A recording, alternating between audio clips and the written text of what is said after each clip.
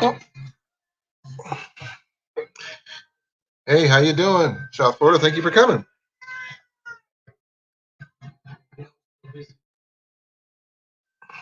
So just decompressing today. Got some news, good news, at least I think so. Got getting an advance from work where I can cover placing my truck, and I found out on top of that all those freaking hours I worked last week.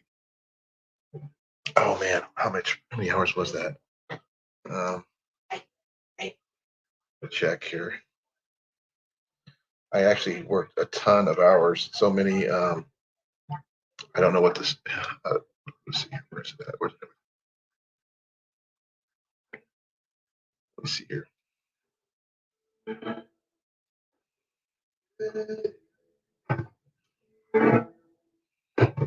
I didn't really check to see how many hours I actually had. I had how many hours?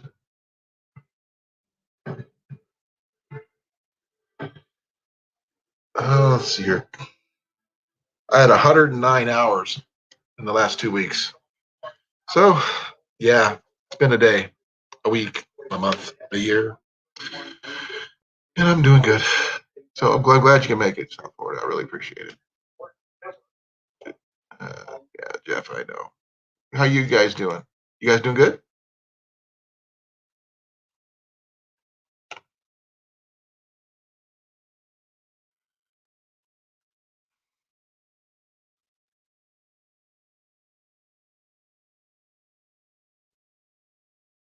Hmm?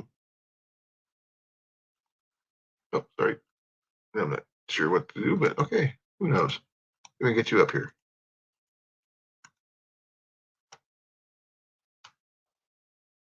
Huh. Pardon me. Matt!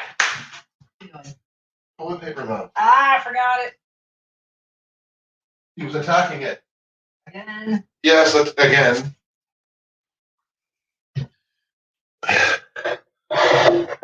Yeah, our cat likes destroying toilet paper. He doesn't claw it; he chews it. Weird, but that's neither here nor there. Found some really cool stuff when I took my wife out to eat due to apparently a benefactor from work left us some money, and I took my wife to Cracker Barrel with that money because we can't really cook here, so we have to choose what we eat, and sometimes McDonald's gets boring. So, what's new with you guys? Anything?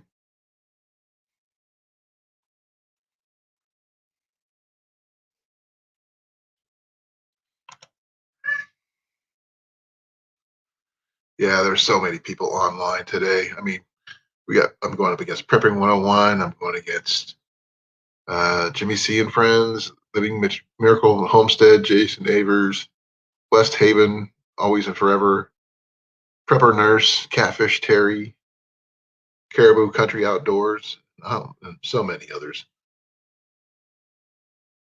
Victoria May, Live Unfiltered. Yeah, yeah, so many. Hey, Wolf, how you doing? Tamara, thank you for coming back.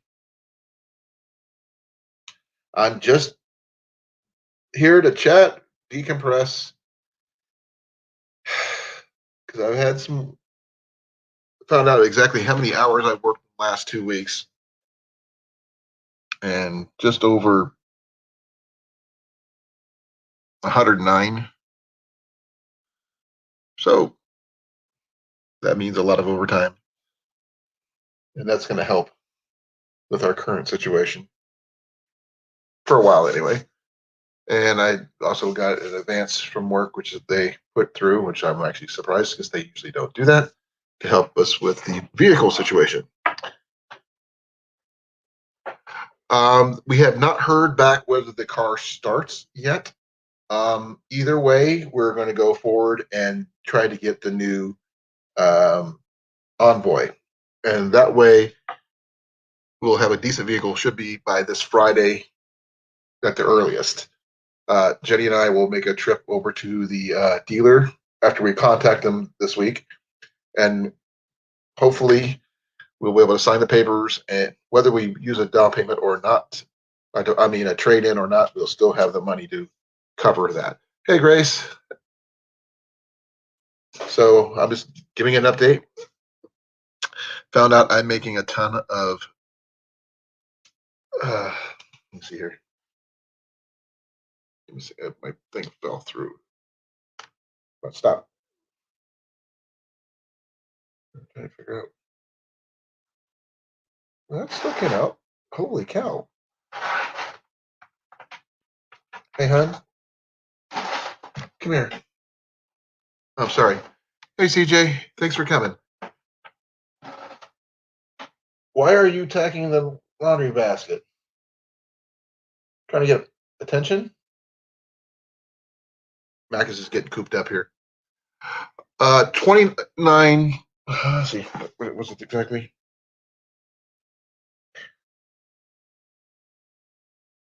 29.01 hours of overtime, Grace.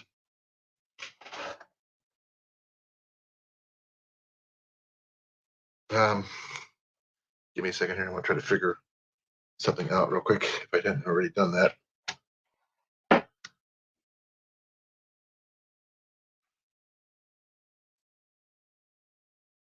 Yeah.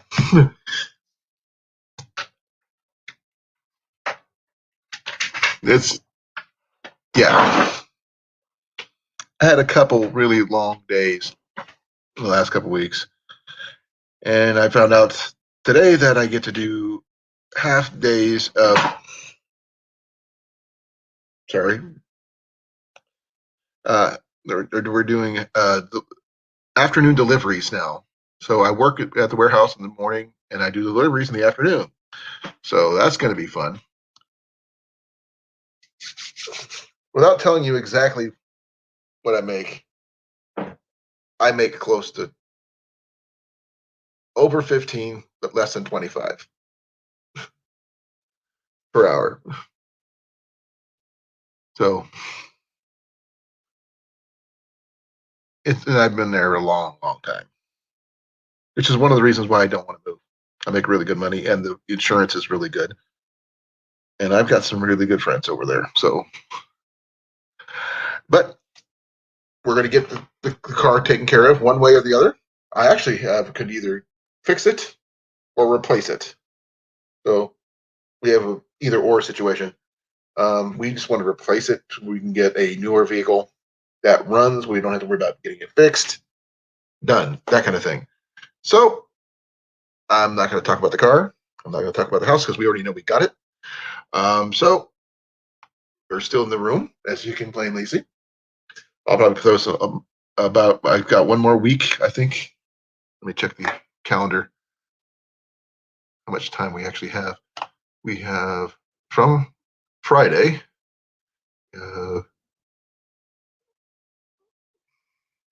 more days. So at least. So we're going to hopefully we're going to be able to go and start moving things in that weekend. Don't know yet. We have to wait and see. If I'm rambling, please forgive me. Just let me know though, because it'll help me keep myself on track. And if anybody wants to come up and just hang out, talk, whatever, please do that too. So I would love to chat with somebody about archery, about anything. Grace, you're going camping this weekend, or what are you doing? What's the plan?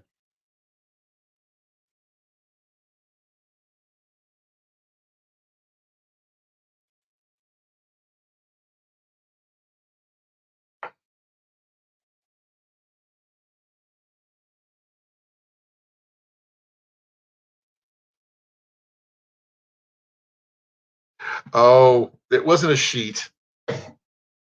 Tamara, what I did was I have a bandana. I just did this.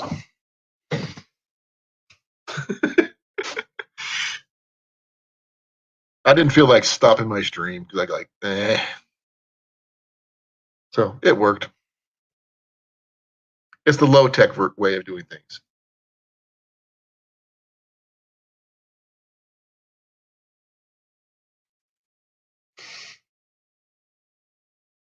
Oh, man. I'm working harder now than I did when I was 21. Go figure. And I was in the military then.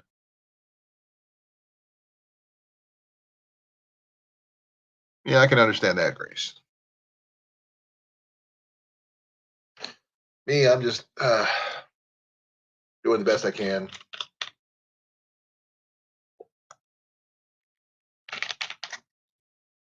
I got my lovely wife. I got my cat. I got you guys and gals. So, oh, okay, CJ. In my about section of my about page, on my thing, send me a picture. I would love to see it. Maybe I can help you figure it out. Does it have a string? Or better yet, come up here, show it to me live. I would love to see it. You got me going now. You're talking about archery. That's my jam. And inherited bows are usually the best ones in my opinion, but that's me. I didn't have a bow to inherit from my dad because he was more of a shotgun kind of guy. But I got a few things from my dad still. Not, hey, Cherry, thank you for coming. I'm actually doing okay. Tired as all get out, but not physically. Just yeah. So I'm here to decompress and hang out and talk with you guys. I think it's kind of cool. No, I don't. I don't think it's kind of cool. I know it's kind of cool. You're 70 there and you're freezing. My wife's got the AC down to 67 here. Went fishing yesterday. Put 10 crappie in the boat. One northern pike and he's. Oh man. Okay, I don't know much about northern pike. Aren't they kind of bony, like walleye, or because I've never had that? But crappie I've eaten before.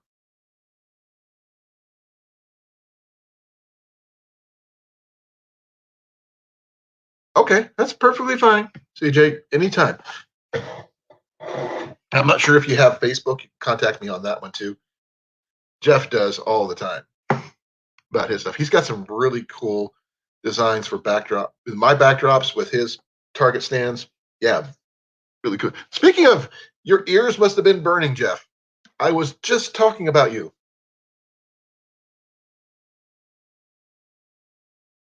Oh yeah, Fortune Fire's on. The new one. Yeah.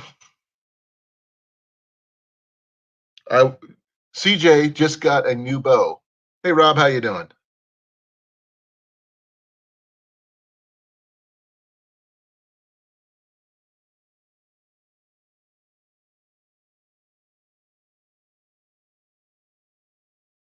Okay, I've never had pickled pike. I'm sorry, it just sounds wrong.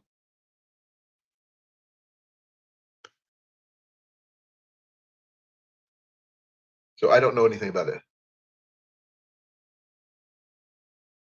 Um, we're actually doing okay, even though our vehicle is still down. We're waiting to hear back from the dealership about whether we can trade it in or not. But with all the overtime I've done recently, we should have more than enough money plus a advance from work to replace the vehicle that we have. But I won't be able to do anything until Friday at the earliest.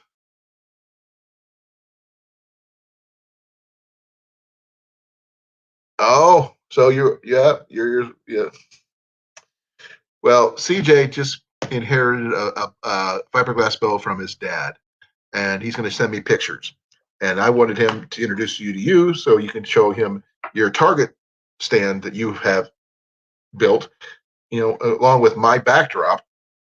I mean, it'd be a really safe, enjoyable setup for learning how to, properly shoot. Yep, it was me.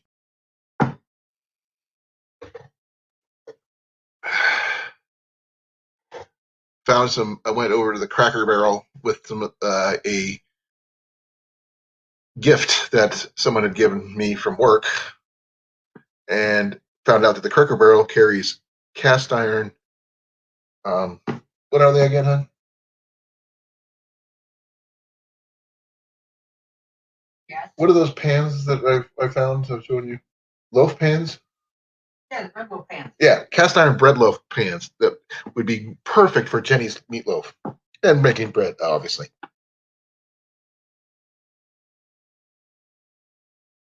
Yeah, I actually have. Actually, I do have it here. It's not strung, mind you, but I do have it here somewhere. Give me a moment. I have multiple bows in this room right now. Where they are exactly, I can't tell you.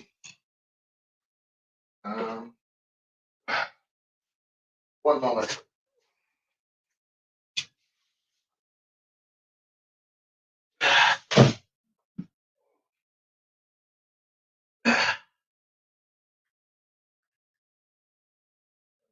Swords, not bows.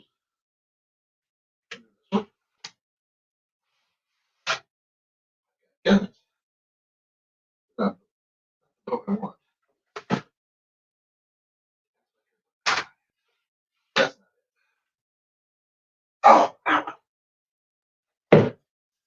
Oh, I can't find it right now because I'm sore. Trying to lean over. We have it stashed under the bed. Hey, Professor Falcon. How you doing, sir?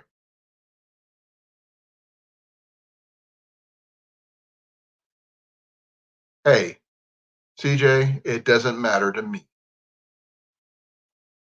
You're an archer. Good. What name can I call you besides CJ? Unless that is your real name.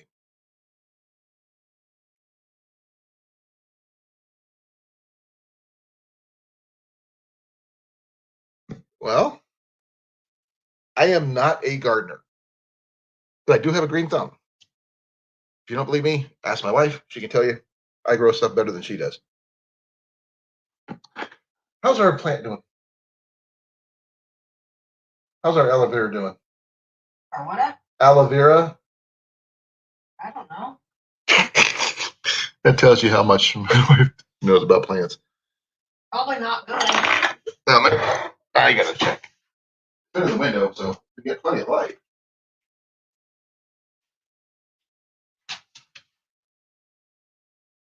Yeah, it's dying. Nope, not good. Sorry about that. Hey, Sydney. By the way, thank you for the donation. I really appreciate it.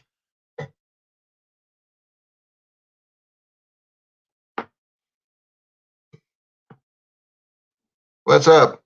Hey, Travis. I'm just the earliest I've seen you on, but why don't you come up here and we can talk?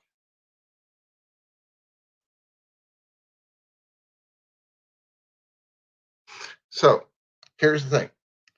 I just found out I worked over 29 hours of overtime in the last 2 weeks, and I am making enough money thanks to you guys and my work, and also getting a advance at work to help cover expenses for the truck.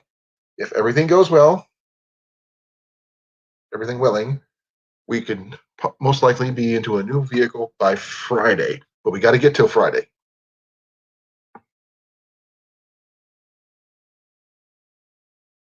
Crunching cicadas? Ugh. I'm not sure if that's good or bad. Yes, Jeff, those pictures were fine. I forwarded them to Blake.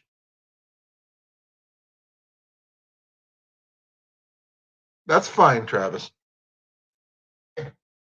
No, in the last 2 weeks I worked 109 hours. So Swiss Shard came back from it. Okay, that's cool. I have not. I've been. Give me a second here. Sorry, Grace.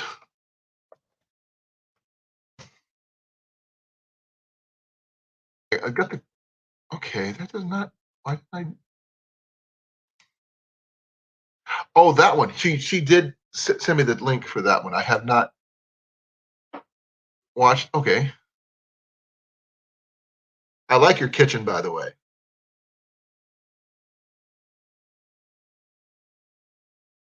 I've been kind of tired. I have an excuse. I've been working my butt off, and the fact is that we had a broken vehicle over the weekend. Yeah, the lighting could be better, but it's a good video. I'm actually, just to let you know, I'm running it right in the background right now. So more views, and I'm lucky 7 in the deal here. So you did a thing. So there you go. So any good news, people? I've told you my news. I'm finally going to get hopefully ahead on everything if everything goes well. Um, our landlady said she's going to have the house is ready for us as much as she can before the end of the month. And if we get the vehicle, we're probably going to go visit her and meet her in person. By the way, Travis, I have some news for you. Guess where our landlady is from?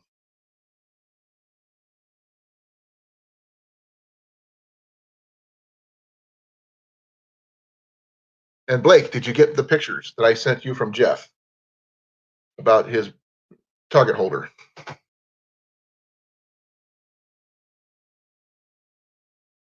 Yep, she's from Florida. So we send her money to the niece who sends it to her, and we get this really nice house and all that other fun stuff. And as far as I know, the upstairs apartment part is still open for rent. So if you know any single people who needs a place to live, there you go. Blake, did you get my pictures I sent you on Instagram? Hey, Mike.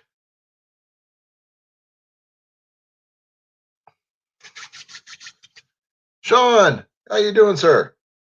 I'm just here to talk and decompress. No bad news at the moment. So just the news that you already know. We got everything. We got about 15 extra day, 13 extra day, 10 days. Yeah. As of Friday left in the month. So before we get into our new place. So we're holding on. So what's new with you? Good news, bad news, no news. Pepsi.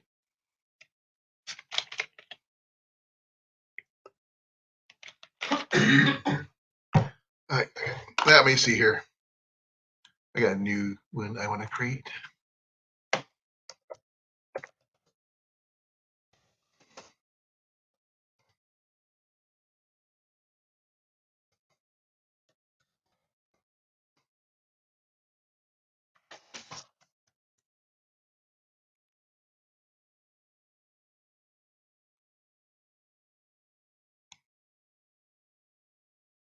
It's not like I'm begging or anything. It's just me just saying hi and thank you.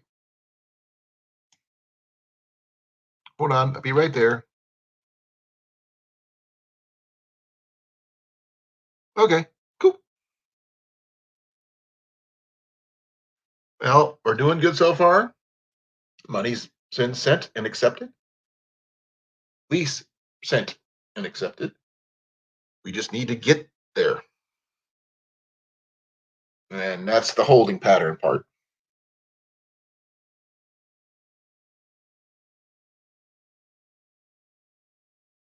Oh no, I'm not sponsored yet. But if you want that one, no, I'm not sponsored by Pepsi yet. But I wouldn't mind being sponsored by an archery, company. That'd be awesome.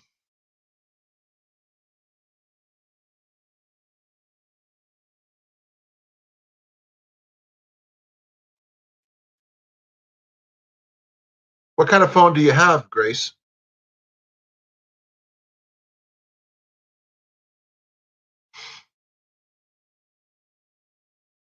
Hey, Sydney, thank you for coming back. Well, does he really need an excuse, Travis? Honestly, I think you guys should do some bow fishing out on the river with your kayaks. I think that'd be cool. And you can also use it for your bow fishing bows to catch trash from a distance.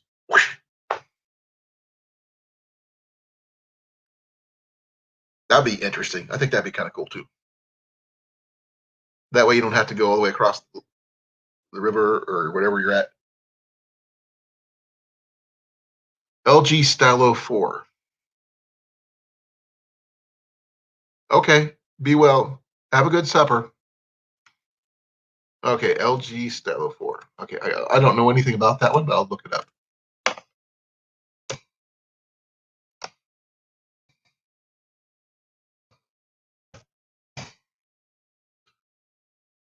Okay. Not a bad phone.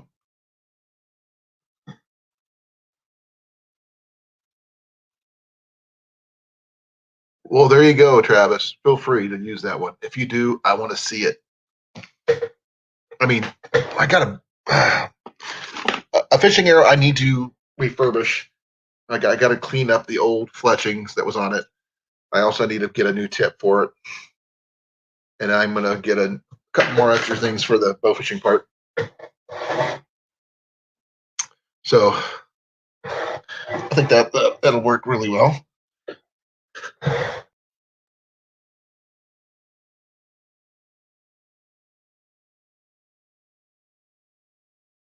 Some of the best inventions were made from scrap, Jeff, just to let you know.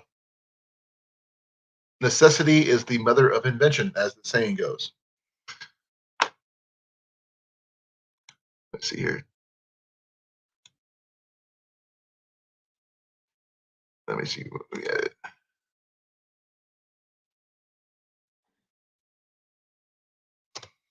I'm just going to go.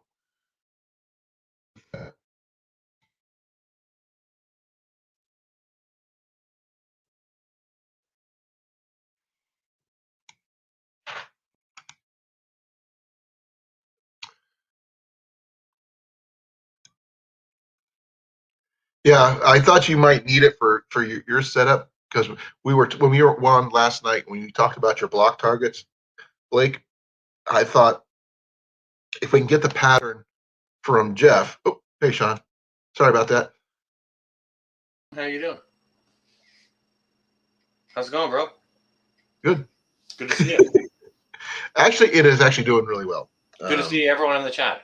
Oh, okay. So how well is it doing? Okay, I just got my last 2 weeks. I worked 109 hours total with 29 hours of overtime. Holy crap! I'm All right, telling hang you, on a second. That is awesome. But can I ask you a question? Like I'm Canadian and you're American, so we have different employment and taxation laws and stuff like that. Okay, so if you work a whole bucket of overtime, does the government take a big bite out of your ass regarding taxes? And yes, hello, they everyone in do. the chat. And the thing is, even after they do all that, I'm making a boatload. Just to say that. Awesome. That is awesome. Yeah. I'm very, very happy to hear that. You know what? And I want to see smiles. I'm smiling. I want to see smiles and blessings for you. You know, I've I had some actually blessings myself recently. really. What was that? Yeah. Okay. Well, we see Lori here in the chat. Firefly Farm. She's always looking for Hey, the Lori, good. thank you for coming. She's always looking for the good news, and I'm a big proponent of the good news. You guys know I don't share a whole bunch of doom and gloom on my channel. Everyone else is already doing that. I don't need to do it.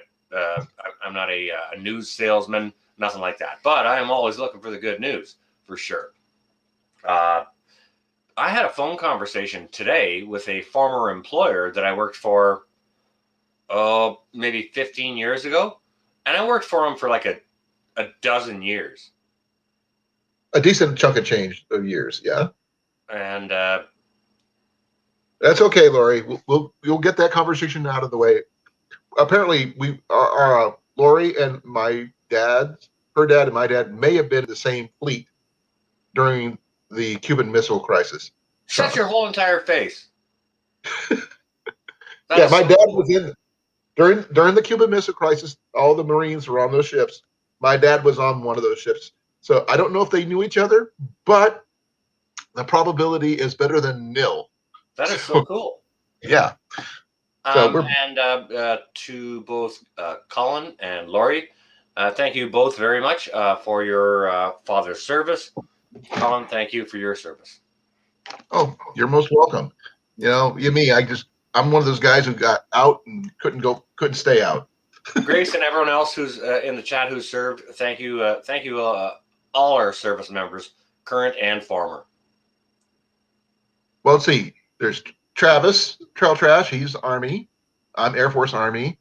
Grace is Air Force. You were military, weren't you? Army. I met some really cool Army people from Australia once. Nice. Yeah. Or nice. I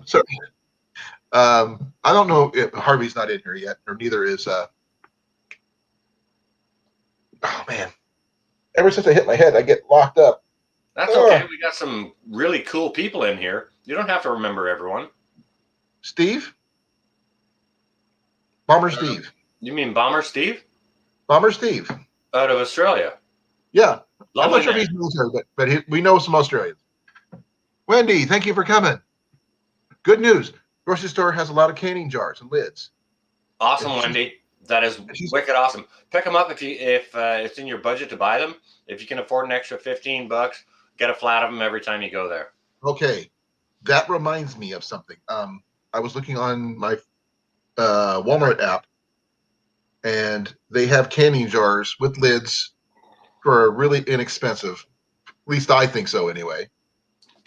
Colin, I'm going to advise you, keep your money in your pocket right now. Get your No. I'm putting forth the information that people know that they're there.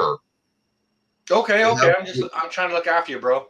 Oh no! Once I get settled and everything else, if somebody just happens to receive some canning jars in the mail, just accept them and move on. I know people could use them. Fair play. You, Johnny, Mallory. No. I've got some. I've got tons. I've been buying them all winter. We've never had a shortage. I have a whole box right here beside me with a whole bunch of boxes. You need any Pipkin? I'm sending to Mallory. Oh, okay. So I know Johnny's a little short-handed where he's at because they're hard to find over on the island. Over on the island, okay. Because the shipping is like through the roof there. Yeah, well, I will be sending Johnny a pot of mustard. Yeah, he earned it. You got no idea how much he earns it. Yeah, and I'm going to send a pot to Mallory too because I just love the bones of her. She's great. Oh yeah, Mallory is Mallory's freaking awesome. She's top shelf. Yeah, 100%. Yep, just like Grace. Have you seen her new video? To be honest with you, I'm not subscribed to Grace. I should probably go over and do that. I'm remiss. Let me get you her. I'll actually put her contact information on the screen here. Wait, Colin. I can't because I'm in StreamYard here. I can't go ahead and just link that up. No, but the thing is, if it's in my StreamYard on my channel, you can go back and catch it then later. True say. It's holding it there for you for later. All right, I appreciate that, Colin. Thank you. Not a problem. And also, it helps other people who are not subscribed to Grace to check her out because Grace actually has some really cool camping videos and everything else. And yet again, thank you, Grace, for your service. Yep, she actually made what I consider the most expensive grilled cheese ever. Really? Grace Johnny had did a freaking fancy one, and I am totally remiss. I have not done my grilled cheese yet. She used $11 cheese. Yeah, I've got like a bacon, caramelized onions that took me 3 or 4 hours to caramelized and deglazed and balsamic. 3 types of cheese. Got it going on. Garlic that Mallory shipped me from her garden. Wow, that's a lot of people in the military. You got Navy, Army, Air Force, and Air National Guard. You don't have the Marines in there. Jeff Jackson, thank you to all of your family for their service. She's eating cicadas. Are they fried or chocolate dipped? I'm going to have to go look at that. Fried. Do you know what?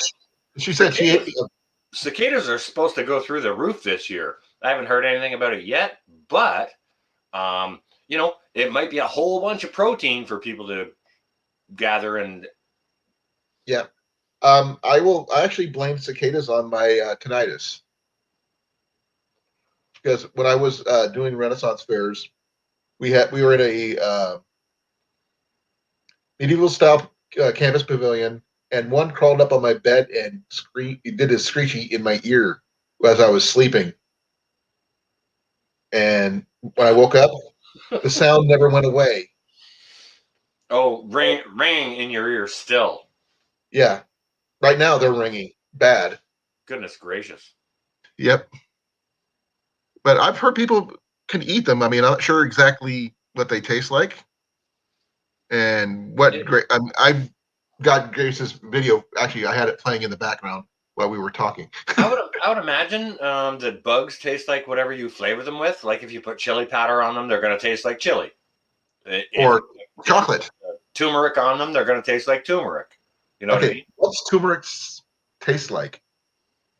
Well, I've heard of it, never had it. It's like an Indian flavor. It's, cumin and turmeric. Cumin is used a lot in chili, but turmeric, not so much. Turmeric is very, very yellow. Sometimes it's used as an ingredient to color mustard, to give it that yellow color. Oh, okay. Then I have tasted it, but not realizing that I have. Yeah. I like mustard. But, this is something you could probably go over to Mark and, just to concur with. But turmeric is one of those anti-cancer things. Turmeric. Okay. It'll help you with tumors.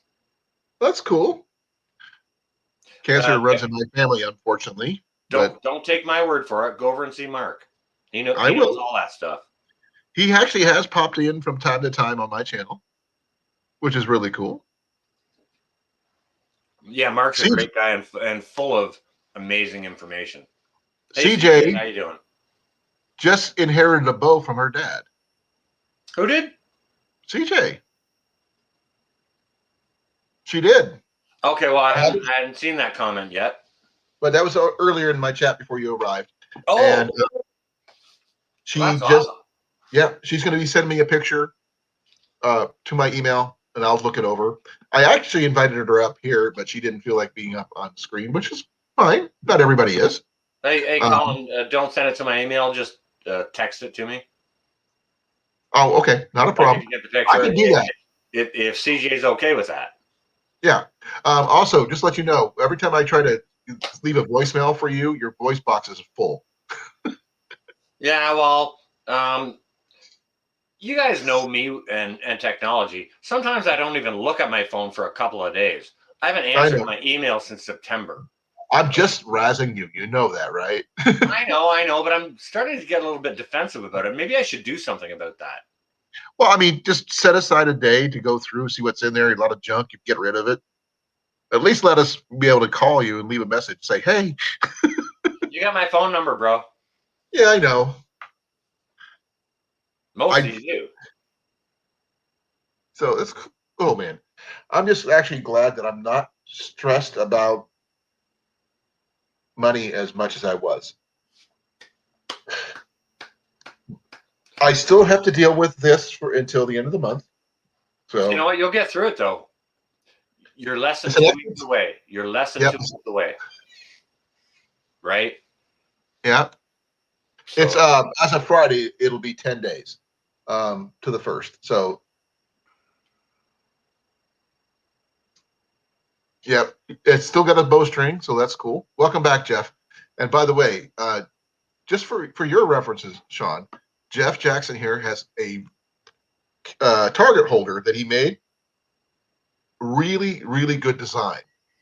And in conjunction with my backdrop design is a really good archery setup in full. And I think Blake's going to use it in conjunction with his block targets. You can probably set up 4 block targets and everything, and it'd be like, oh man, I can see this in my head. It's like wheels are spinning. Okay, I can see that too. Can I explain to you and Jeff and everyone else who what we used to use back in the day, like what I'm familiar with as using for butts or backstops? I use, yeah, go ahead. You feel free. Okay, so you know me in archery. I'll talk about anything. We would use like kind of like 1/2 inch felt paper or whatever, strips that are about 4 inches wide and 2 feet long or whatever. So you take all those pieces of paper, you put them all together, and you smash them together. You put a target on them. All right. So, you know, hopefully every shot you're going to hit the bullseye. It's never going to happen, but for a backstop, so that it didn't hit the wall behind us, because we were practicing shooting indoors. Okay. It was a mesh net. It was mesh netting that we used. Check this out, Sean. What's that made out of? Burlap. What's inside of it? Nothing. All right, hang on a second. What's inside of it when you shoot at it? Well, it depends on what I hang it on, but I want to do a setup like Jeff's got, but I want to use a garbage bags, actually. Crumpled up garbage bags. That might work. You could also use, like, if you buy a bale of straw. Done that. Okay. I used to have some really good Saunders archery mats that I used for years, but they quit making them, which really is sad. I love those targets. Weigh a ton, but I loved them. Bad echo on my side. Yeah, Jeff is saying you got some echo going on. Okay, give me a second. I don't have anything up for that. Jeff, while Colin's doing that, take care, CJ. While Colin's doing that, Jeff, I'll just mention to you that that was back in the 80s when we were doing that. Horse stall mats are good for that, for backdrops too, Sean, just to let you know. No, I'm not really even sure what a horse stall mat is, but it's a foam, like a foam rubber, about thick or so. Mm-hmm. You can hang it up. It's probably about 8 by 10 or something like that, but they're heavy, extremely heavy. That's why I like using my tarps, because they're lighter and easier to work with. And Jeff has got some really good pictures of the 120 by 30 tarp he folded towards 16 layers thick. Tarps will do it for sure. Yeah. And 16 layers will do the job more than, you know. Am I still echoing? 16 layers sounds like a burrito. Sounds like a very small,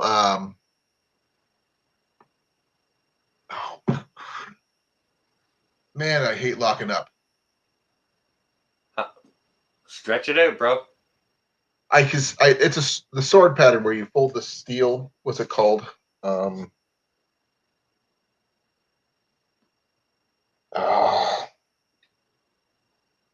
Folded steel when it makes a pattern, and like you can get like thousands of, like they make Japanese swords like that. I just can't think of the name. I can see it in my head, but I can't tell you what it is right now. Damascus. Well, that is Damascus. Damascus is actually a type of steel. It's very, very good. And Damascus steel is actually from the Middle East, which is very, very good. You know, England produces good steel. As far as we can talk about a whole bunch of different things when it comes to steel, when it comes to weapons or kitchen tools. Germany is good. German steel is fantastic. English steel is fantastic. Toledo. Brazilian steel is actually pretty good for kitchen. Toledo. However, Damascus steel, yes, and Japanese steel is. I mean, go check out Johnny Harper's video on the new knife he got a couple of months ago. He paid not a great deal of money for it. Like, it was a lot of money for a knife, but it wasn't outrageous. And absolutely fantastic steel. And it's like a once in a lifetime piece. He'll get that and never ever have to replace it. Right. I mean, I know quite a few bladesmiths and blacksmiths who make blades. One is a master. He's out of Omaha. I mean, he has a short sword I would have loved to own, but I could never afford. Even though there's people who probably could make me a cheaper version of it, but this guy, he's a master at what he does. And I'm not even into swords, but I would want one. I would totally love a samurai sword. I actually own, like, from the 1600s or whatever. Yeah. Those are many, many, many thousands of dollars. However, you can get a recent reproduction made in the same way with as good a steel for like a couple of grand. There's a guy actually here in Iowa that makes samurai style swords. He's pretty world famous. And he was actually featured on the History Channel. Oh, Weapon Masters, if you remember that TV show from Weapon Masters. I don't think that's a program I followed. Like, I do love the History Channel. Not that I have TV. Not that I have TV anymore, but there was a guy who's he does historical reenactments of weaponry called Mike Loads. I'm not sure if you've ever heard of him. Mike Rhodes? Loads with an L. Loads. Okay. And he was trying to teach this other guy who the whole show is about Japanese blades and all this other stuff, because he said basically he challenges this guy to make improved versions of medieval weapons. It's the whole premise of the whole show. And first he took him to Japan and showed him how to make a katana they take it from raw steel that they dig out of the ground all the way to the sword. Right. So he goes back and he talks to this guy in Iowa about making katanas and stuff the modern way. Hey, look, Will's in the chat. Hey, Will, how you doing? Hey, Will. You know, that kind of stuff is really, really cool. It is. Like, back in the day, not in my time or any of our time, you know, right. Back in like 1500, 1400s, when they were doing this stuff, when they were making this stuff, it would take a blade master 6 months to create your blade for you. So they weren't making it for the general population. No one could afford that. Yep. Very, very expensive. Yeah. But with modern technology, it's become more affordable. You can have a similar blade that is quote, quote, folded 3,000 times, which gives it its, strength and flexibility. A decent blade has to have strength and flexibility. Yeah. In order for it to perform well. I know a lot of people who do live steel combat. Yeah. Yeah. And these guys I call them crazy, but these guys they practice a lot. So they know where they can't get hurt accidentally. Well, accidents happen, but they're prepared for everything. Well, they obviously must be highly trained in order for those accidents to not happen. Because, like, there's a lot of things, a lot of different ways that we can play. Like, you're talking about LARPing, right? Live action role play? No. These guys do live steel combat, full contact, unchoreographed. Okay, so that's a little bit beyond LARPing, but however, Yeah. whatever, like that's a hobby and a form of training and practice. Um, so these guys are highly, highly trained for sure, Hmm. and they need to be because any tiny mistake, like, could be lethal. Well, a friend of mine who also does jousting, among other things, he does so many different things. He actually lost part of his finger during a joust. There And you go. these guys, and the thing is, you can't really fake jousting. I mean, you can prepare for it, you can plan for it, but you still You get can't knocked off fake it. course. No, when two horses and two riders are running at each other with lances, and they're going to aim them at the other, that's freaking real. Yep. And you can take all the precautions you want with all the armor and face protection, any modern type protective devices like hockey gloves or whatever you want to think of, Right. to protect yourself. However, uh, they're running at each other, coming to blows. And we're talking about a quarter ton or more of horse flesh coming at each other from opposite directions. Yeah. I mean, I know people make fun of A Knight's Tale, but some of those other stuff that you've seen was real. I mean, the armor actually does protect you. Not 100%. Concussive force still happens. Doesn't matter what you say. Do you know what? But For those competitive sports like that, they definitely had armor that was designed for that specific purpose. It wasn't necessarily designed for general battle. Like, no, they had deflectors on their shoulder, and their helmets were specially designed to right. deflect things. Right? They still do it that way too. Um, but I mean, yes, they do choreograph some of their moves in the modern stuff now for those got the professional jousters at fairs and stuff. But there's actually a competitive sport called competitive jousting for real. These guys are professional, full contact jousters, and Yeah. those, Well, that was a great movie. I really enjoyed it.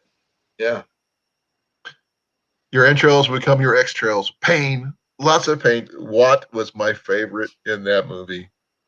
I'm sorry, just yeah, My favorite part of that was a man can change his stars, yep. which is exactly what you're doing now, brother. I'm And trying. hopefully, myself and the entire community have assisted you in doing that. Oh yes, I'm I'm okay. Actually, My I only had purpose in life is to help people. check this out. Uh, uh, uh, What do you got, Colin? it says I get by with a little help from my friends. My banner. Oh, okay. Sorry, I was looking at the chat. That Yeah, is cool. And God love the Beatles. yeah. You got to love the Beatles. I mean, I love their movies even. I know some of them are very cheesy, but I like cheesy movies.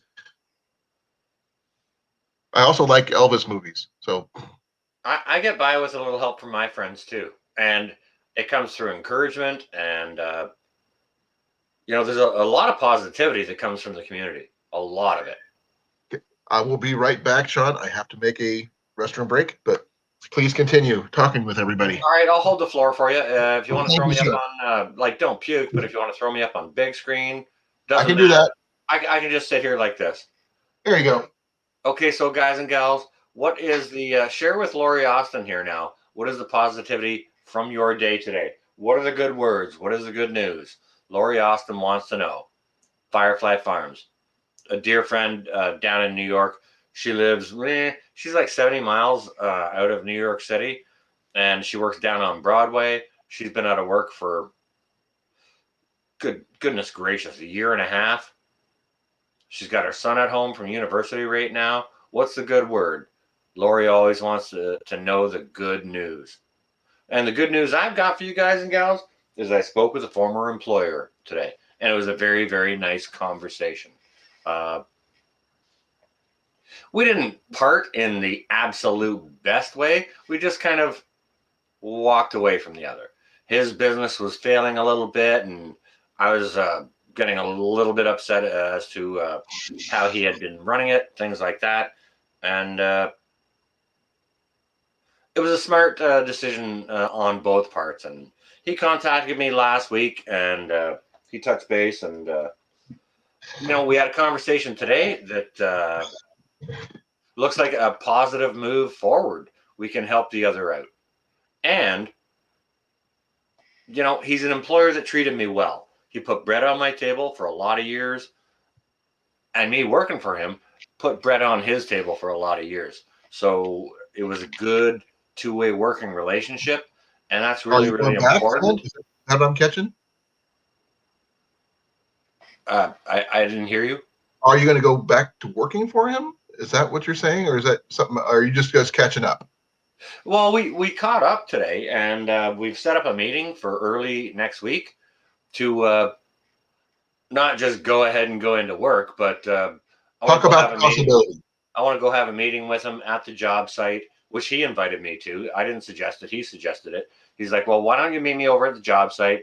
We'll talk it over next week and see how it goes. But we had a very, very nice long conversation. And I mean, this guy, he had his son on the job, like one of the first days for his son to be on the job in the construction aspect.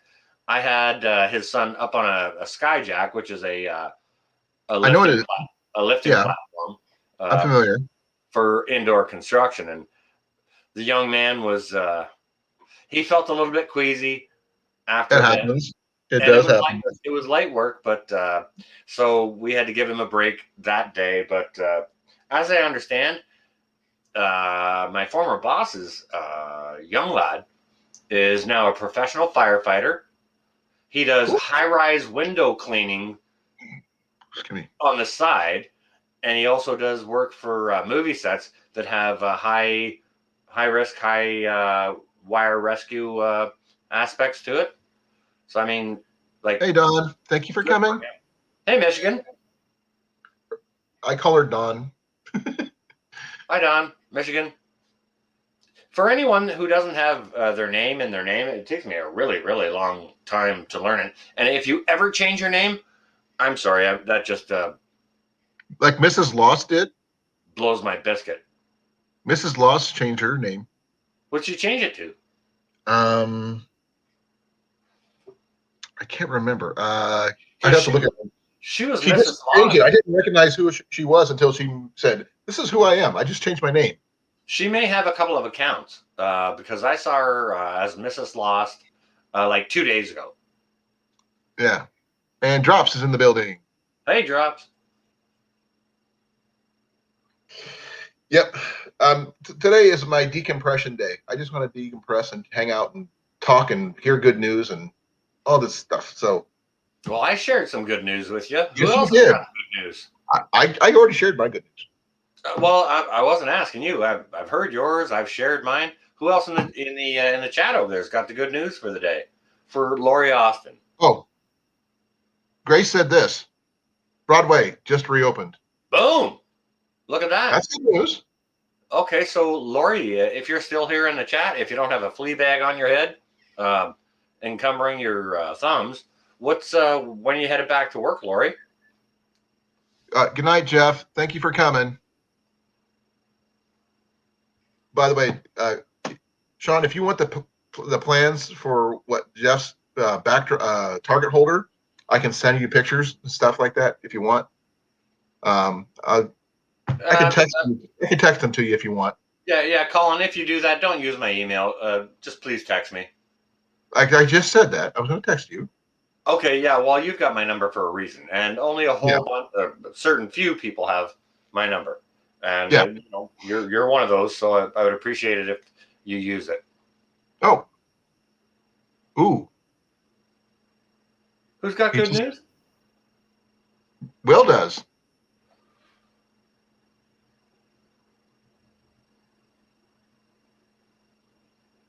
Is it a mold or mod? Will. Hang on a second. What is a 457 Air Force Texan? I have no idea what this is.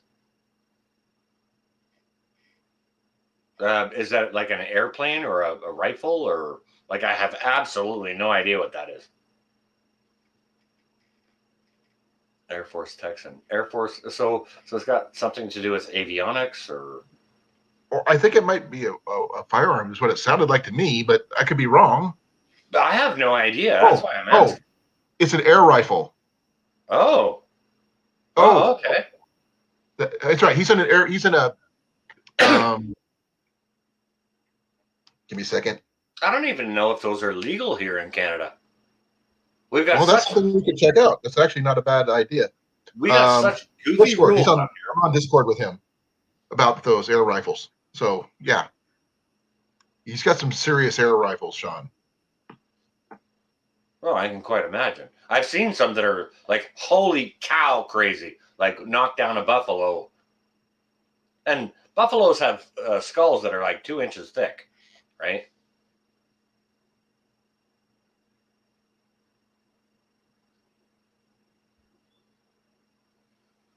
Blessings on that, Michigan. Yeah, I mean, as soon as I get my own air rifle, I'll be trying to find the molds for making my own rounds. But I want to make get a 22 air rifle compared to a 177. Ian's got a dual barrel one, but he likes it. Hey, Mike. Hey, Mike. Thank you for coming. Oh, now that's a serious one, Sean.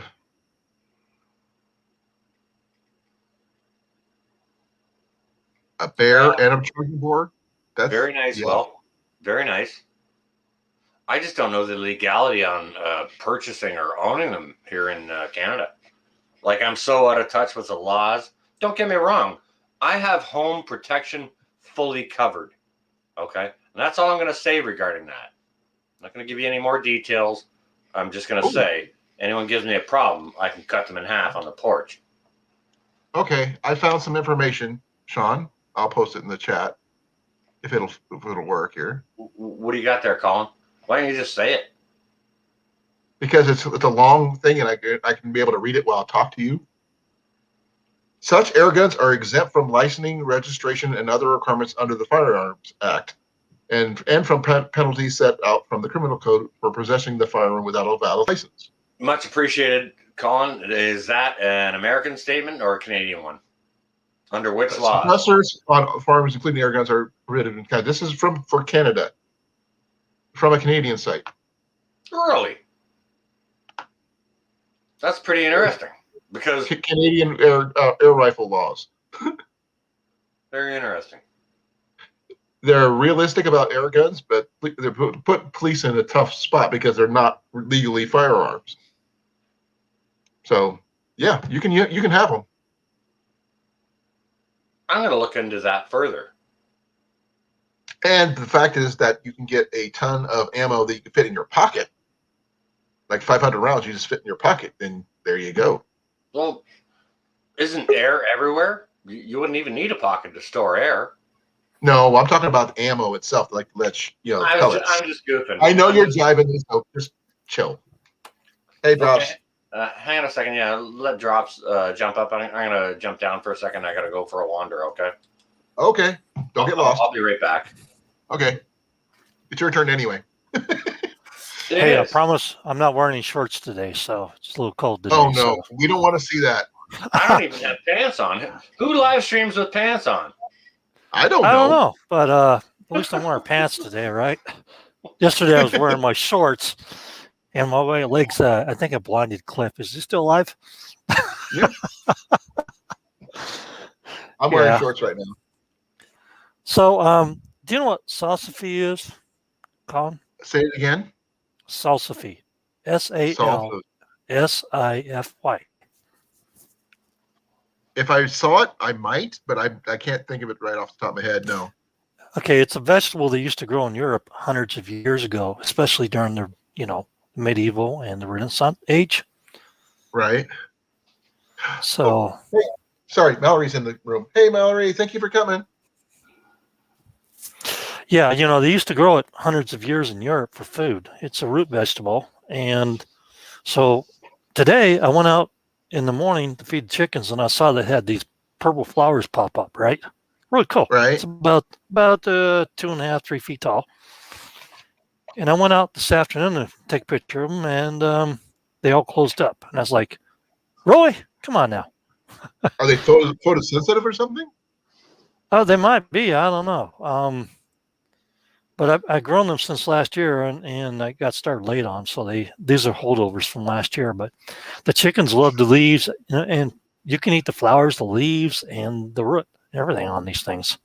And they grow in poor dirt. So really, it's a good food source that nobody would really recognize if stuff hits the fan, right? Yeah. But I bend them down. The chickens like to rip through the cage, and they're That's happy. cool. Yeah. That's all. That's good news too. So I mean, we're doing good news today, so which is really cool. I didn't ask about the truck yet, did I? Nope, don't worry about it because I'm not worried about it because I got money coming. That's I good. worked. Last 2 weeks I worked 109 hours, Oh, that's too much.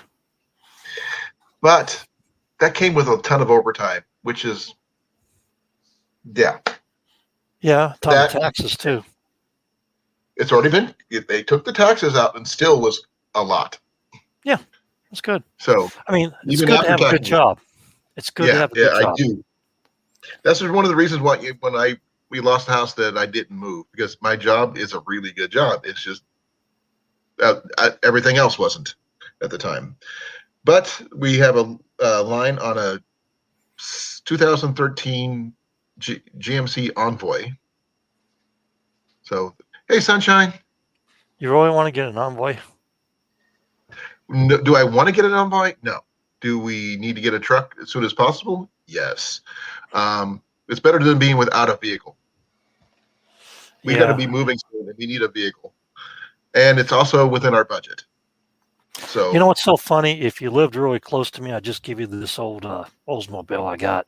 But it's like, you're like 2,600 miles away. Otherwise, I give you that thing does because it have a it's a trailer good car. hitch? No, it's a 6-cylinder and it's just a Buick Century or something like that. Yeah, I'm we need just something gonna with a trailer hitch. I'm gonna put 1,200 on, put it on the side of the road, see if I get any offers on it. I haven't I'm sure replaced the you fuel will. pump. It does work. The fuel pump does work, but it doesn't show on the gas gauge. I have a new one for it and a new reserve tank for the sprayer, and I got to buy some stupid gasket for it. And I'm just like, those things are just sitting there sucking down money. I got 4 freaking cars. I don't need them all. I'm just, Hey, Mallory. Yeah. Hey, and Sean is back. The voice I from just beyond. hit the button yet. Oh, we know. No, I mean, we just need a vehicle. We got a trailer. We got to be moving our stuff out of storage soon. And as soon as we get the key, we're going to be, moving things in, paring down yeah, a lot of stuff. We're going to do a garage sale, literally, since we got the garage and everything. yeah. So it's going to be interesting. Maybe I might record it, see if anybody likes anything that they see. I would love to see a garage sale. You know what? Give us first crack at it. Record it first, and we'll put up a live, and we'll throw up bids on certain shit. Now it'll Okay. come with shipping. Yeah. Well, miners. Hey, hun. There's a request for when we do our garage sale, we do a live. Okay. So they can make bids. Okay. Okay. Before the garage It's time sale. for one of these breaks. I like this. They just finally got it back in the store again. Okay. But, actually, we will do a pre-garage sale live. And if we have any extra cast iron, I might put some out for that. Who knows? Grace, one of my great aunts actually had like 50 ponies. We went over there at one time in Montana, and she had a ranch full of ponies. It was fun. That's cool. Hey, we Colin, yeah. Do a video of your cast iron. That's good content right there. Oh, I just found some new cast iron today. because somebody from work, I don't know who, left an envelope for me at my boss's desk, and he handed it to me. He said, I don't know who left it, but he said, "Here." I opened it up. It was $100. Beautiful. Good night, Michigan And Mom. and they left us a really cool note, and no, they didn't sign it, so I can't thank them, which hurts. Some people don't want to be known. You just did. You just did. Yeah, you did. And I took my wife out to supper for that $100, and we spent less than we would have at anywhere else. We went to a place called the Cracker Barrel. I'm not sure if you've ever heard of it. And they had cast iron bread pans there. So I'm thinking about picking up a couple for my wife for her making her meatloaf for when we first move in, because it was requested that we make a video of our first dinner in a new place. Do you know what? Whoa. I requested that. Whoa, Sean. I hear a meatloaf challenge. No. Hang on a second, Colin. You know what? It was me. It's not a challenge. Just make a meal in the first meal that you cook in your kitchen. Just show it. Don't go out and spend your money. Keep your money for your. No. And there's a reason for it, because your money. Penny is going to be making meatloaf anyway. That's what her request is, that she wants to make, and I love her meatloaf to death, but I want to get her dedicated meatloaf pans. Okay, hang on a second. I want to take a second to recognize Ramona Perez in the chat. I love that Ramona, name. thank you for coming. Love that name. Hey, Ramona, how are you doing? It's good to see you and welcome. Yes, thank you. No, and yes, if you, so I'm sorry, Drops. If you're going to do a meatloaf challenge, you're going to have to go up against her. I make 7 different types of meatloafs. Oh man. My wife told my sister-in-law that I made her fat with my food. Okay, I'm gonna just put it down there right now. Okay, who in the panel is a trained chef? Raise your hand. What? Drops is challenging the meatloaf challenge. I will loaf the meat out of you, Drops. Oh, okay. Uh-oh. Yeah, well, I've been cooking for a long time, dude. I'm a, like I told Johnny, I'm one of them meat and potato chefs, man. Well, okay. You're not dead yet, obviously. So Jenny is an award-winning. Was it FFA or was it FFA you were in, hon? What? Where you won your awards in FFA? All right, Drops. 4-H. 4-H. What I'm gonna do? Jenny was in 4-H, and he's got awards for baking. Right now, what I'm going to do is I'm just going to go ahead and throw it out there that Drops, you're an a-hole. But I think the meatloaf challenge is on. You did it, dude. You did. Yeah, I didn't want to do it, but you're starting it. And you got to call out Jenny to get her online to do that, because she doesn't usually get online other than behind me. So she doesn't even have a channel per se. So, dude. You had to go meatloaf challenge, man. We got it going on. You see how I work this thing like the UFC and stuff like that? Meatloaf. We got a challenge. Oh man, everybody likes meatloaf. Don't ask me why. No, most of the meatloaf I buy, if I ever stop at a restaurant and order meatloaf, that thing's like a brick. You need to throw it in the garbage. That stuff is horrible. That's a doorstop. Oh no, yeah. I actually killed myself on the those microwave meatloaf things they used to sell in the stores. I made that once and I almost died. It's disgusting, the meatloaf they make. I think they just warm up in the microwave. I honestly do make several different types of meatloaf. They're called meal stretchers. That's what us untrained cooks do, chefs. Well, my grandma grew up. She lived through the Great Depression, and she taught my mom, who taught my sisters, and I'm sure the same thing happened with Jenny and her family. So yeah, I think we've got to set some parameters though, because if we're going to do it the old-fashioned way, like they were taught, they have to use basic ingredients. His rules. Like basic what ingredients? Because I use a lot of stuff in my meatloaf. Not everybody has access to stuff like that. What is it then? What's the rules? Okay, basic budget of how much you can spend on your meatloaf. I mean, yes, you may have a garden, but a lot of us, we don't at the moment. So we got to go with what we can buy. Fine, you're gonna have squirrel meatloaf then. Squirrel meatloaf. Hey, if Just it's kidding. meatloaf, it counts. Yep. If you want to do it. Hello, Ramona. Well, I mean, Ramona it is. how would the rules be, Colin? Because basically, hamburger, okay, how many bread, pounds of crumbs. meat were you use? How much meat would you use? If everybody uses the same amount, whatever they're. Depends on the size of the meatloaf and how many people you're feeding. But typically for two people here, me and my daughter, I probably use 1.5 pounds of meatloaf. Well, okay, well, we'll round it up to 2 pounds, make it even. That's fine, but you put a lot of bread in meatloaf too, by the way. And I like to make my own, breadcrumbs. Glaze. Yeah. Okay. Jenny makes her own glaze for her meatloaf. Yes, And what would you use for glaze? Sunshine says no squirrels. No squirrel meatloaf. Do you know what? I might be out throwing rocks at squirrels to keep my garden while the meatloaf is cooking, but I'm not going to put any squirrel in my meatloaf. No. Okay. That's actually, we're trying to make things, Look at Grace. 20 squirrels to make a meatloaf. Yeah, Grace, I don't need advice on how to make meatloaf, okay? I don't know how many squirrels go in a meatloaf, so, hey. meatloaf. I'm beyond that. My nose is up in the air, by the way.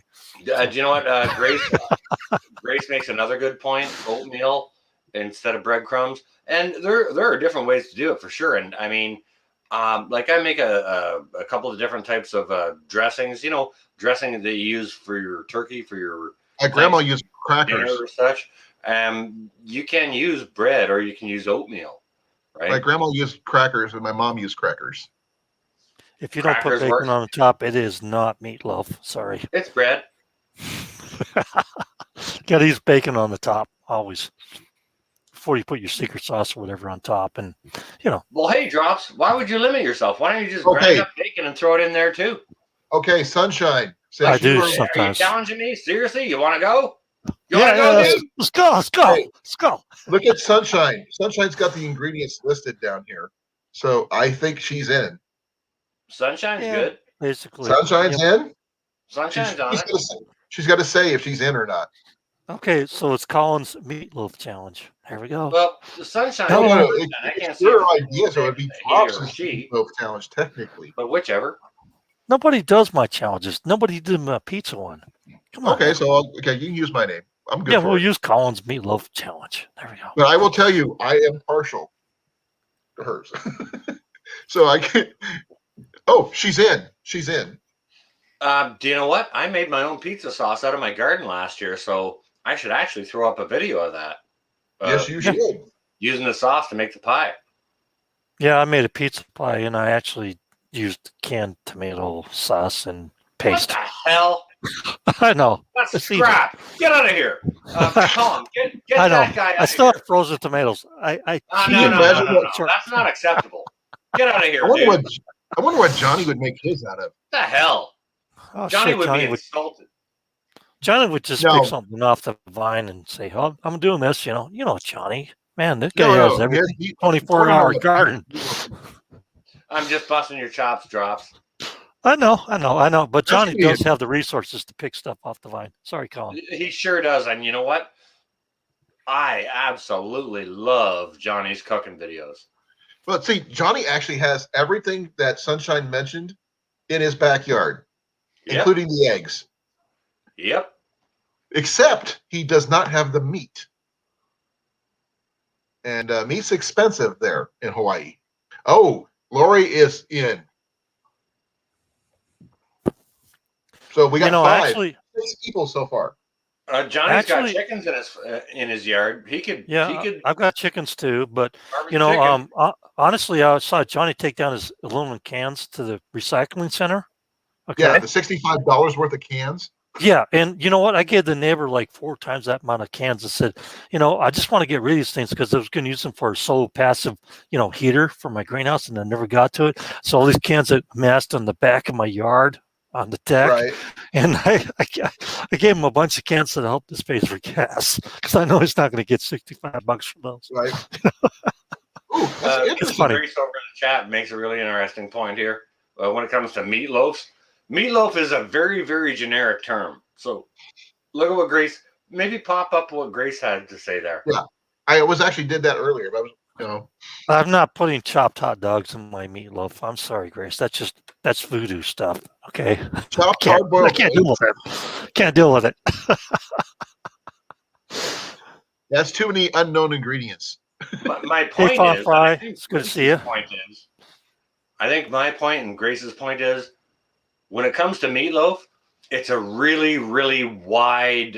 You got wide margins on that page, right? Oh, So actually, there's a lot of stuff you can do. Ramona makes a point because Johnny does have access to spam. Hey, wait. Mallory just okay. Young sister Mallory at Quebec Homestead. No, Mal, This- we're not going to do spam meatloaf. This I'm is not going actual to do spam, that. and it's headed your way. It's a meatloaf challenge. It's a part of it. It should Y'all be a behave part. yourselves now. Go on now. Spam Mallory? is supposed to be cut in slices and fried in hot sauce for breakfast. It's not for meatloaf, Mallory. I'm sorry. Okay, just It'd be doesn't work very- for me. I would think it'd be really salty though. That's my only I'm just issue saying. with mine is spam. It's pretty salty. You won't have to season your dish. No. However, that is going in the mail. And yes, I'm completely remiss in packaging that and sending it. I apologize, Mal. No, Grilled not a meatloaf spam jam. meatloaf Oh. challenge. No, not a spam meatloaf challenge. Do No. whatever you want with the spam. I did a spam fried rice video, and it was freaking amazing. Sean, Lori put down grilled meatloaf sandwich. I'm not doing spam in my meatloaf. Okay, I give up. Okay, you don't have to. You know what, Colin? When I actually finally do the grilled cheese hashtag Jeez, I grilled hate cheese this for you stupid for your thing. Yeah. challenge, I will not be including spam in it. I will be including actual nice like applewood smoked bacon. That's cool. If you ask, since Grace is in the thing, Grace, what kind of cheese did you use in your grilled cheese again, please? Hey, Lori, just go stick a flea bag on your head and make sure it doesn't puke on your shoulder. Oh my No God. spam meatloaves, people. I'm sorry. That is a rule. I'm putting my foot down. No spam, Meatloaf right? sandwich. No hot dogs in the meatloaf. Okay, got it. Meatloaf no hot sandwich. dogs either. Sloppy Joe, a sloppy Joe. Can we use the hamburger pork combination that they're selling at I would Walmart now? actually. I think that would be okay. A hamburger pork combo. If that's what you have available, that's fine. But no Can more I- than 2 pounds. 2 pounds Can I is max. toss? Can I toss sweet Italian sausage in there? You know, the ground That's up one. pork, isn't it? Yeah, it's like pork. Yeah, sweet Italian. You know, Okay, Italian sausage Ramona, ground you up. actually you can use ground venison if you have it. Yeah, look at Ramona Perez. Okay, the only Where's the cheese that she the got? only Her thing about $11 using the ground cheese. venison is you have to add the extra fat because venison is very lean. So yes, Well, you do put your cheese in there before you cook it, you know, in the mix and stuff Right. like that, and your onions and your green peppers and okay. maybe So you want to put some diced Or you tomatoes behave in there. yourself. we need parameters here. How to actually judge it. So I would say looks is a good thing because we can't really do a taste test, obviously. Presentation is part of the looks, I guess. It cannot be dry. No. If It's when you cut it, it's gotta just kind of fall It's over got to be moist. and go timber. You know, it can't be a Pretty much, brick. Yeah, it can't be that. You can put I will say that you could use you can put up sides if you God. want to, or garnishes or Mitts. something. That, You see what Mitz wrote? yeah, I see it. It's up to Okay. you, buddy. Okay, you could put a separate category for spam. You can in do case that. Yeah. Especially if Johnny decides to do a spam one because he's from Hawaii. Oh, you know Johnny's going to take the challenge. Come on now. Oh yeah. Right now, he's working the taco truck. I think he And- waited until after I did my video on the, the soup and the.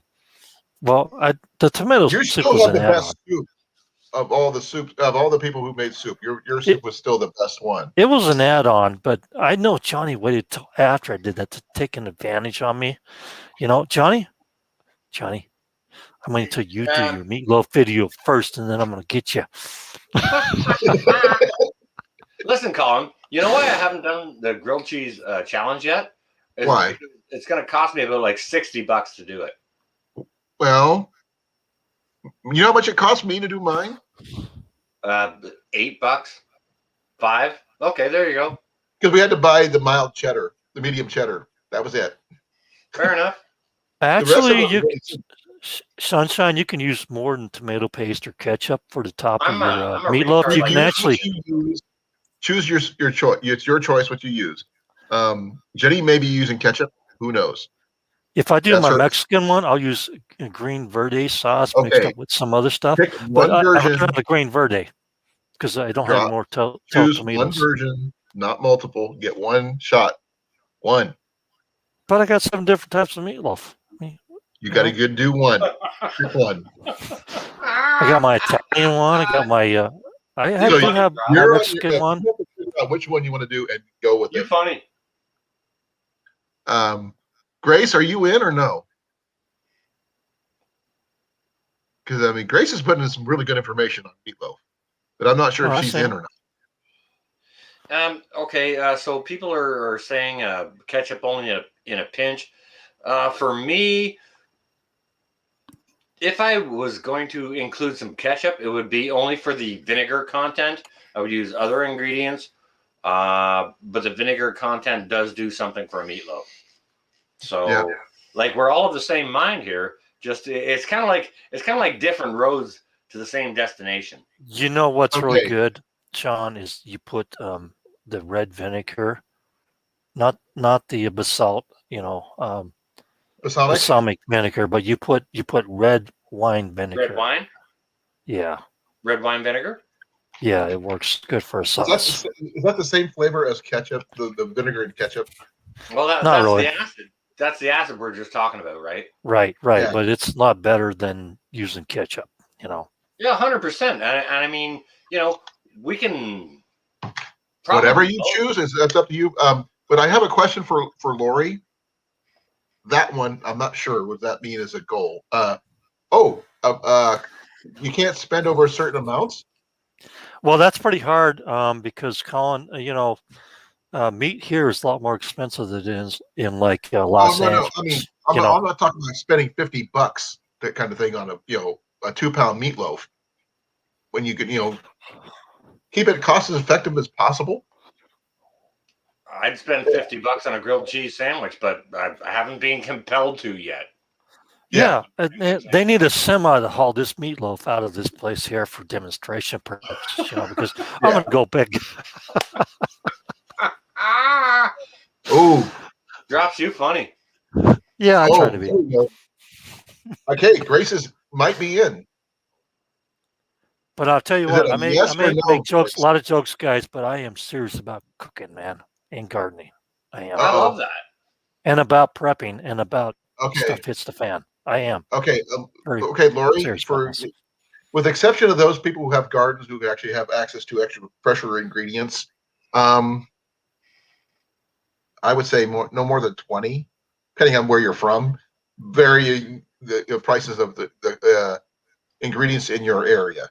Because I mean, the difference between here in Canada and where you're at drops, and here in Iowa, and how fresh ingredients you can get.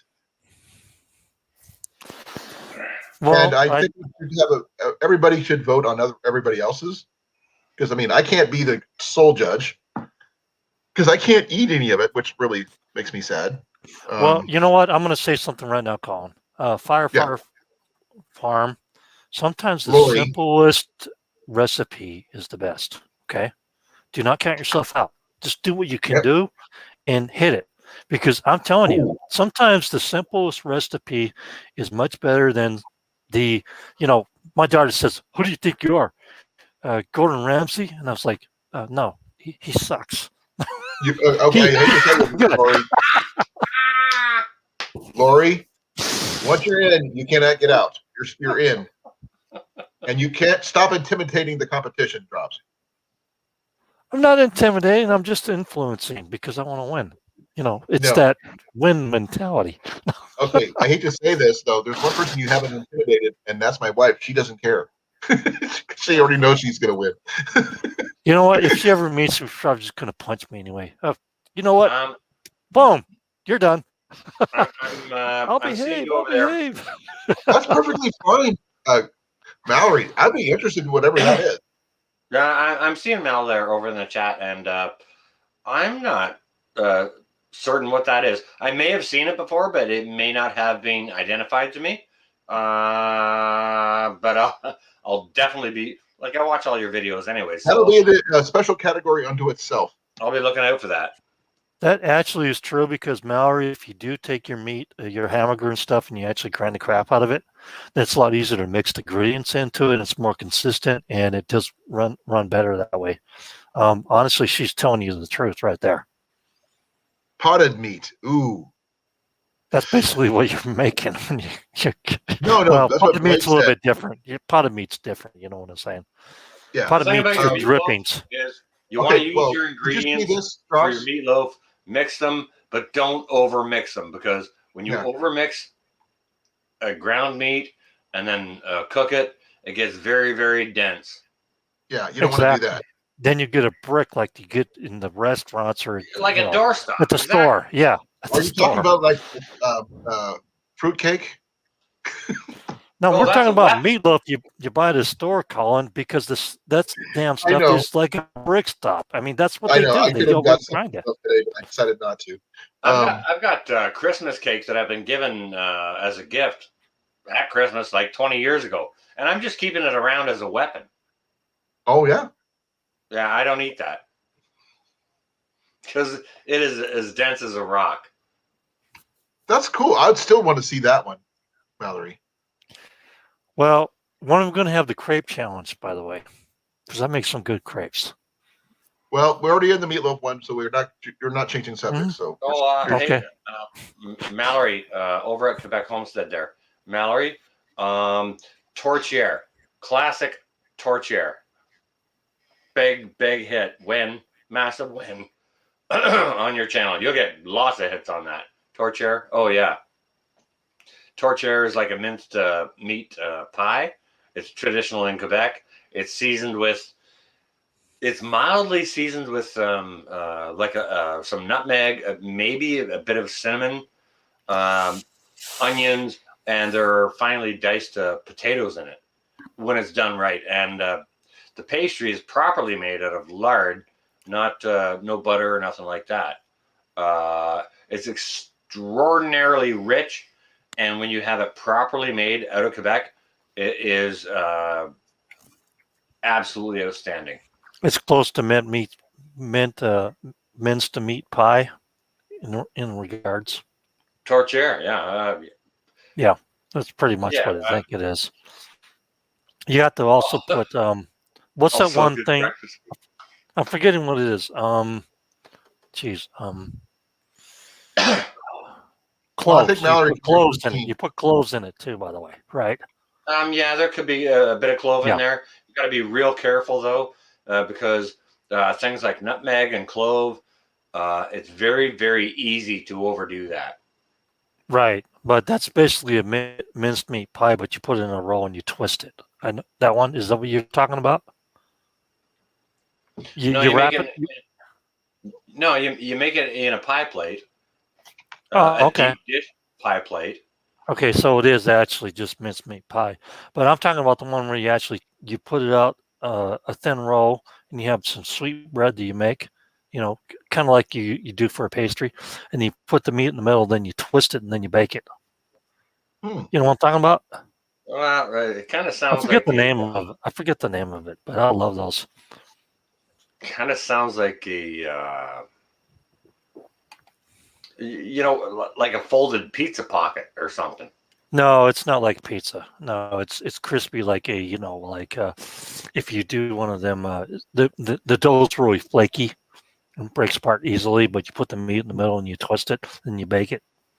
Well, And the dough, the flakiness of the dough matters on what kind of fat you use in it for sure. what would it be called? It's some type of donut. Trying to remember what it is. I know how to make it, but I just can't remember. Meat That's all right. long john. I don't know.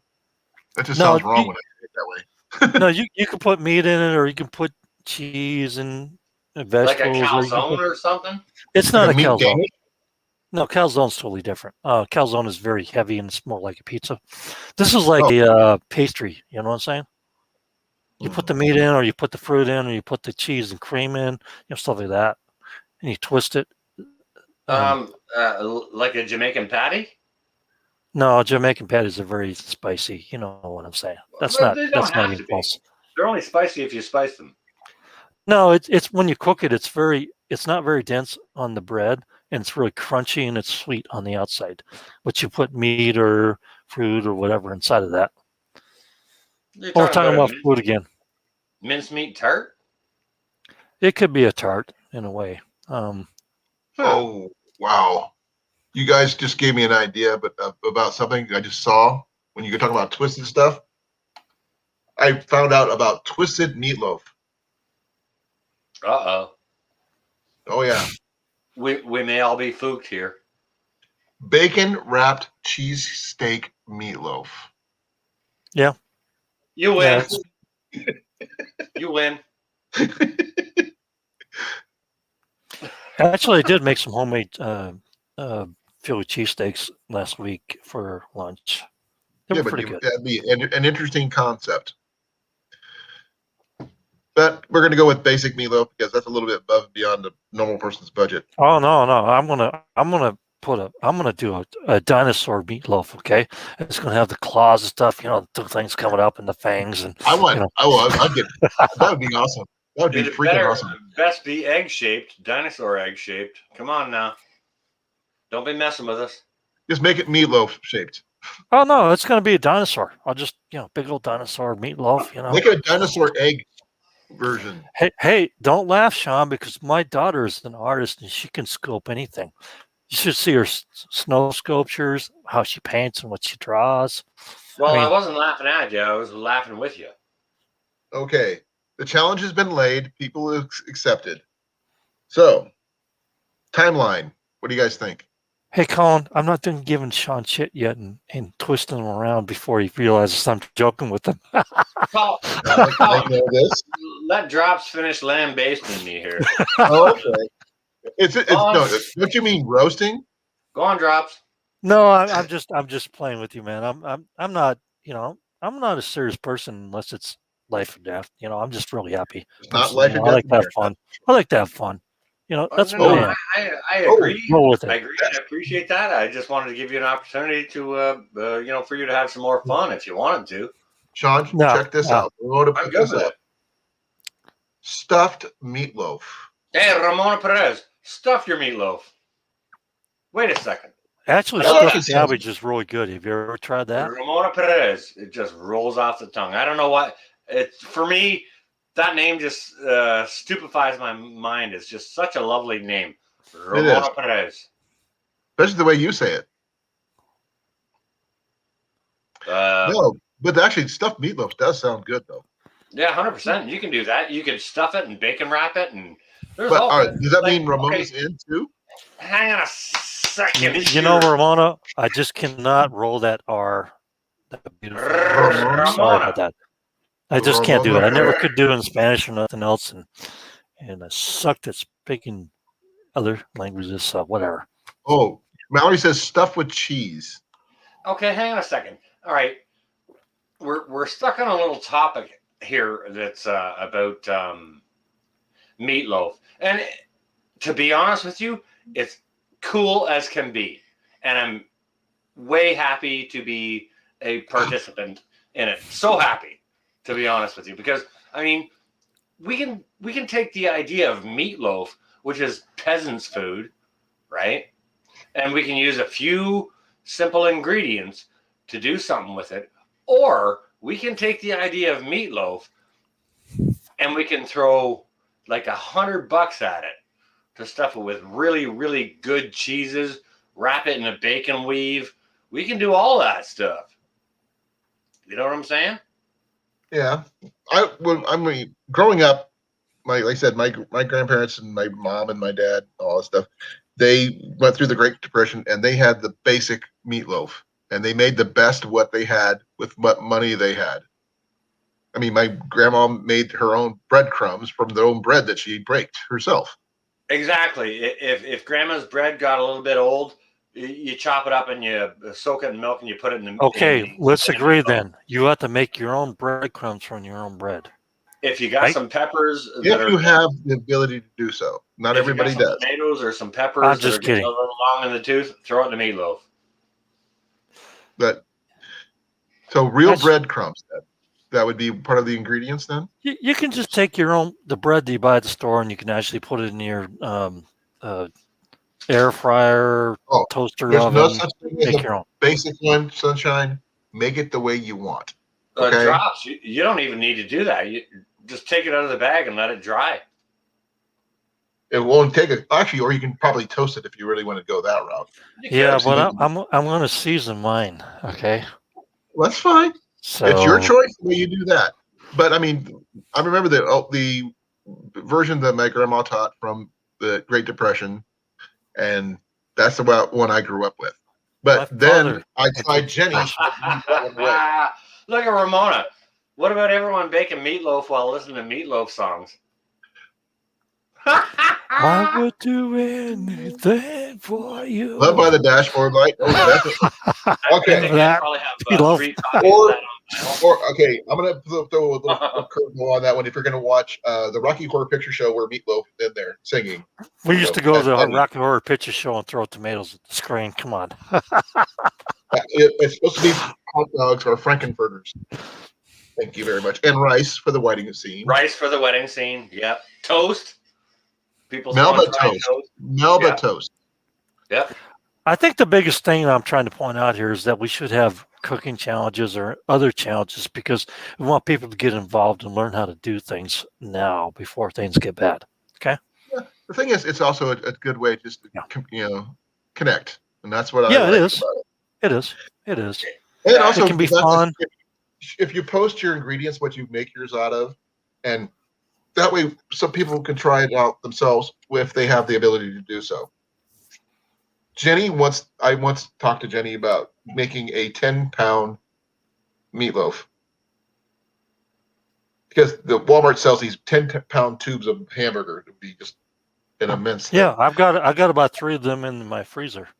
Grace over there has a very good point. Yep, I think I agree. Yeah. Don't regulate it too hard because then if you do, no losers. It might. I think as long as we have fun with it, it's okay. It might make. If I don't win, I'm not going to play, Grace. Thank you. I want to win. I'm 3 years old. Okay, 3. So, Drops, I'm just going to do participation trophies. There are no winners. Uh, I don't want to win if I don't get a participation trophy, dude. I want one. You know what I'm going to go ahead and say right here? You know what I'm going to go ahead and say right here, right now? Yeah, I know. In this chat and in this panel and in the chat, there are no losers. Everyone wins. Actually, I mean, I would like to. There's your participation trophy, bro. It doesn't matter where Ramona Perez. We're glad to have her here. We want to have fun, and if people are encouraged to learn how to cook or have new ideas or how to garden or how to shoot a bow, and what kind of things they're going to use, and how to prep and everything else. This is what this is about. It needs to be fun. If you sit there and go, this is the end of the world, we're not going to die because stuff hits the fan, we need to learn this, that, and buy all this crap, this is not going to work. It's not going to work. You know what the worst thing for me is? It's like, you're going to die if you don't buy this. It's like, okay, so I'm definitely not clicking on that video. Yeah, I guess Grace just took a dig at Drops. Well, Grace, you know what? If you ever came to my house for lunch, like my sisters do all the time, they actually show up around lunchtime because they're hungry. Whenever they come out and visit, they used to visit folks quite a bit. They come out like once a month now because it's about 300 miles from Seattle. But they come out all the time, and guess when they show up? Lunchtime. Lunch. That's supper time or lunchtime. They or show up breakfast at time. lunchtime to eat because they know they're not going to get any good food on the road. Oh, hey, Drops, I got something to show you. I'm not sure if you caught this before. Jenny went to the Renaissance Fair over the weekend, and Yeah. she bought something, which I think is really cool. All right, let me make this big here where you can see it It better. looks like olive oil to me. It's not. First of all, let's see, get the picture. This is pear mead. Oh yeah, Oh, mead, mead. honey mead, right? Is it Yeah. from pear and honey?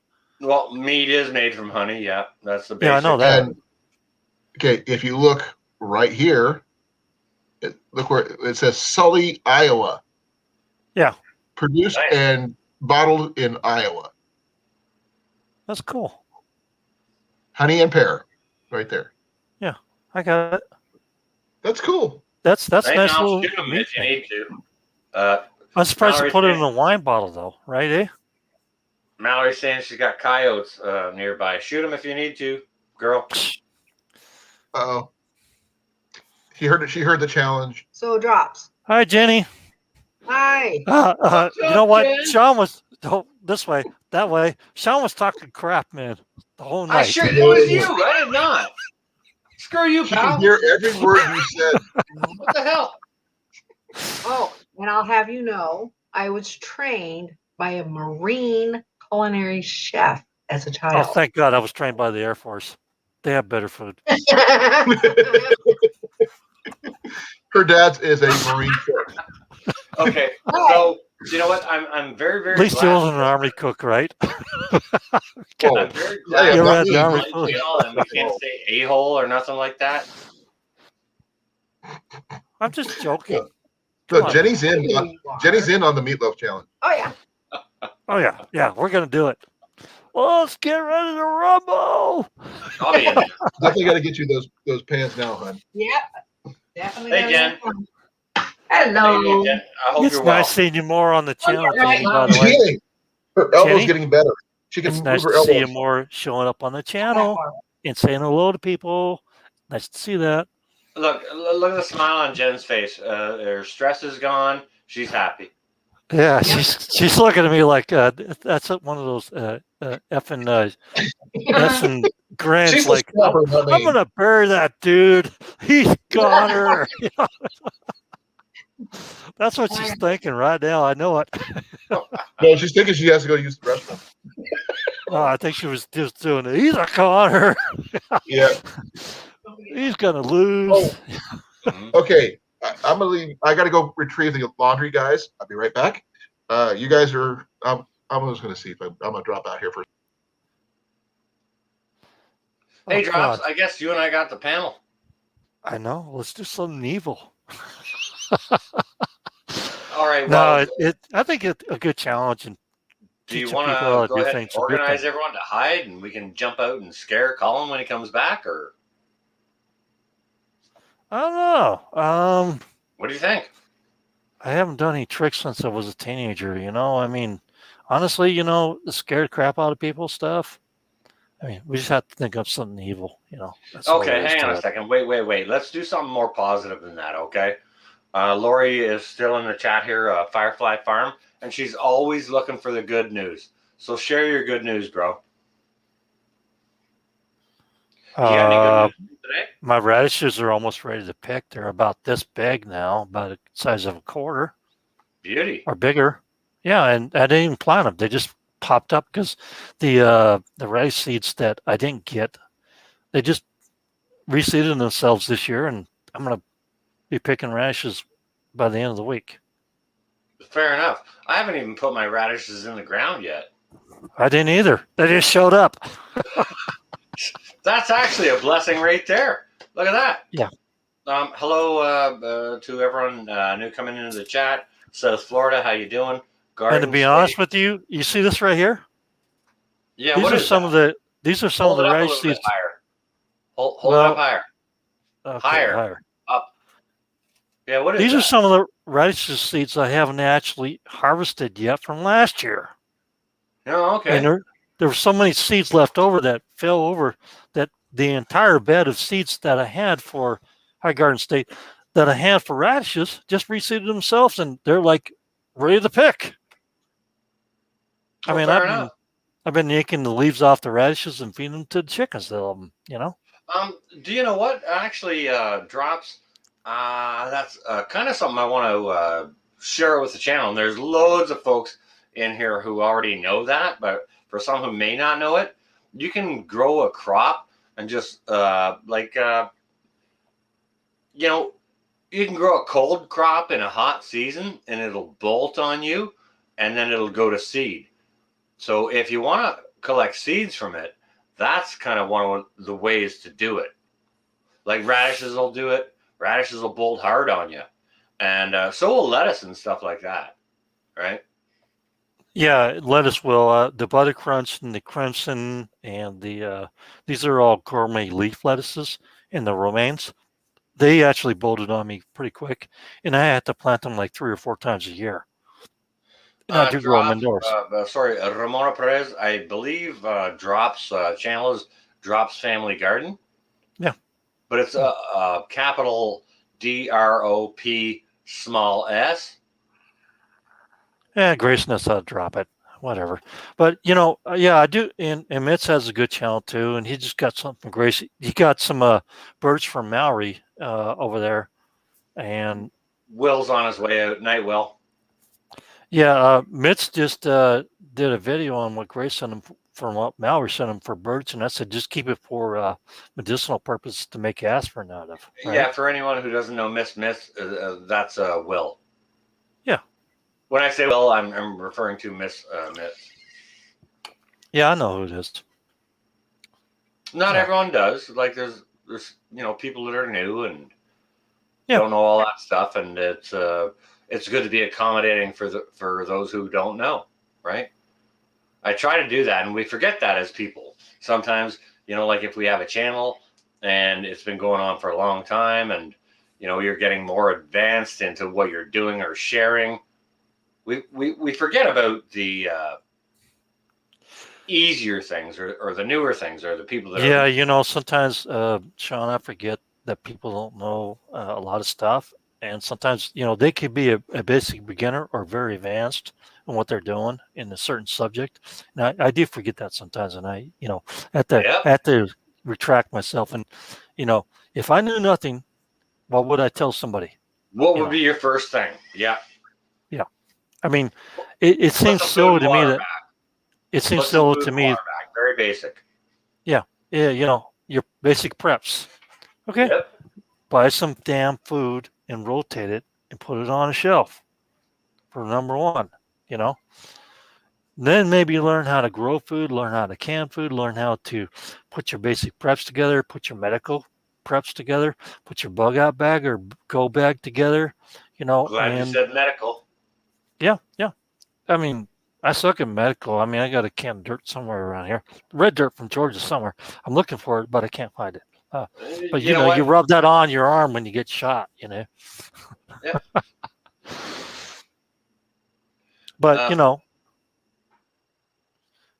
there's all kinds of preps you can do. You can even buy these little ham radials that I always have.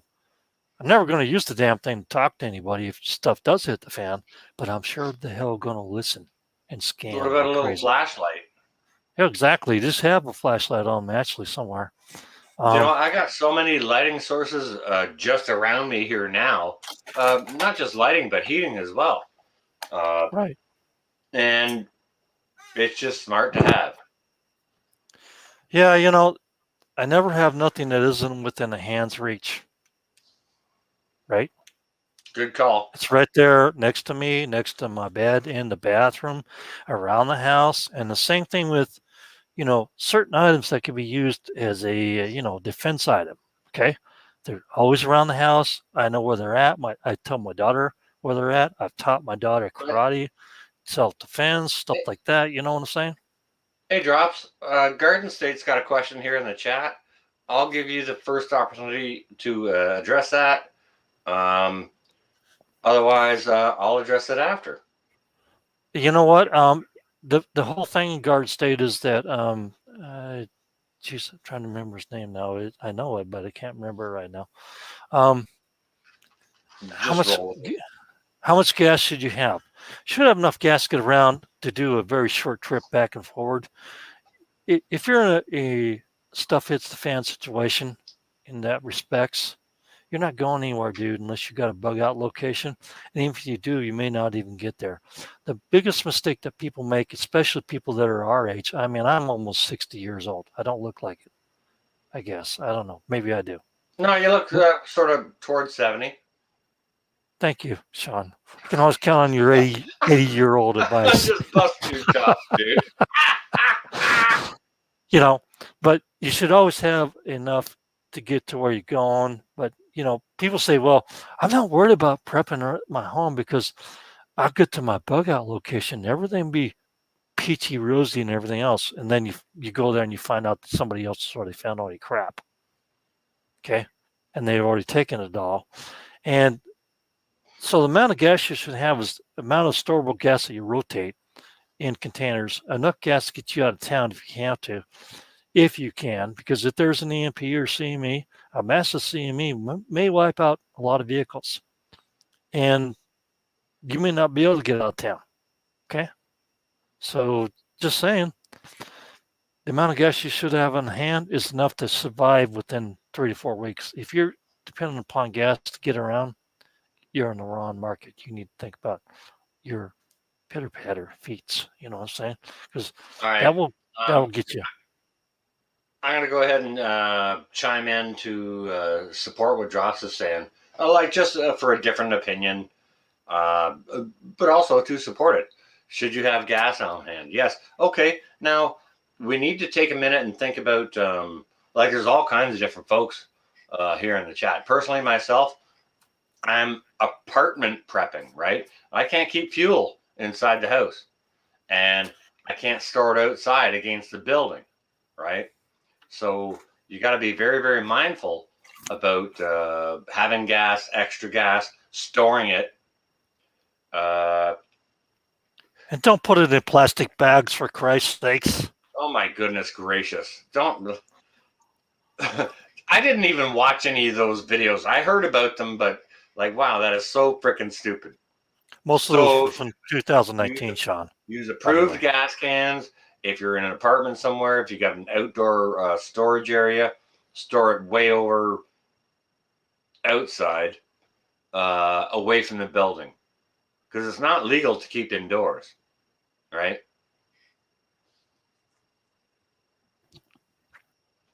Well, there's propanes too that people have actually stored, and they stored them in, what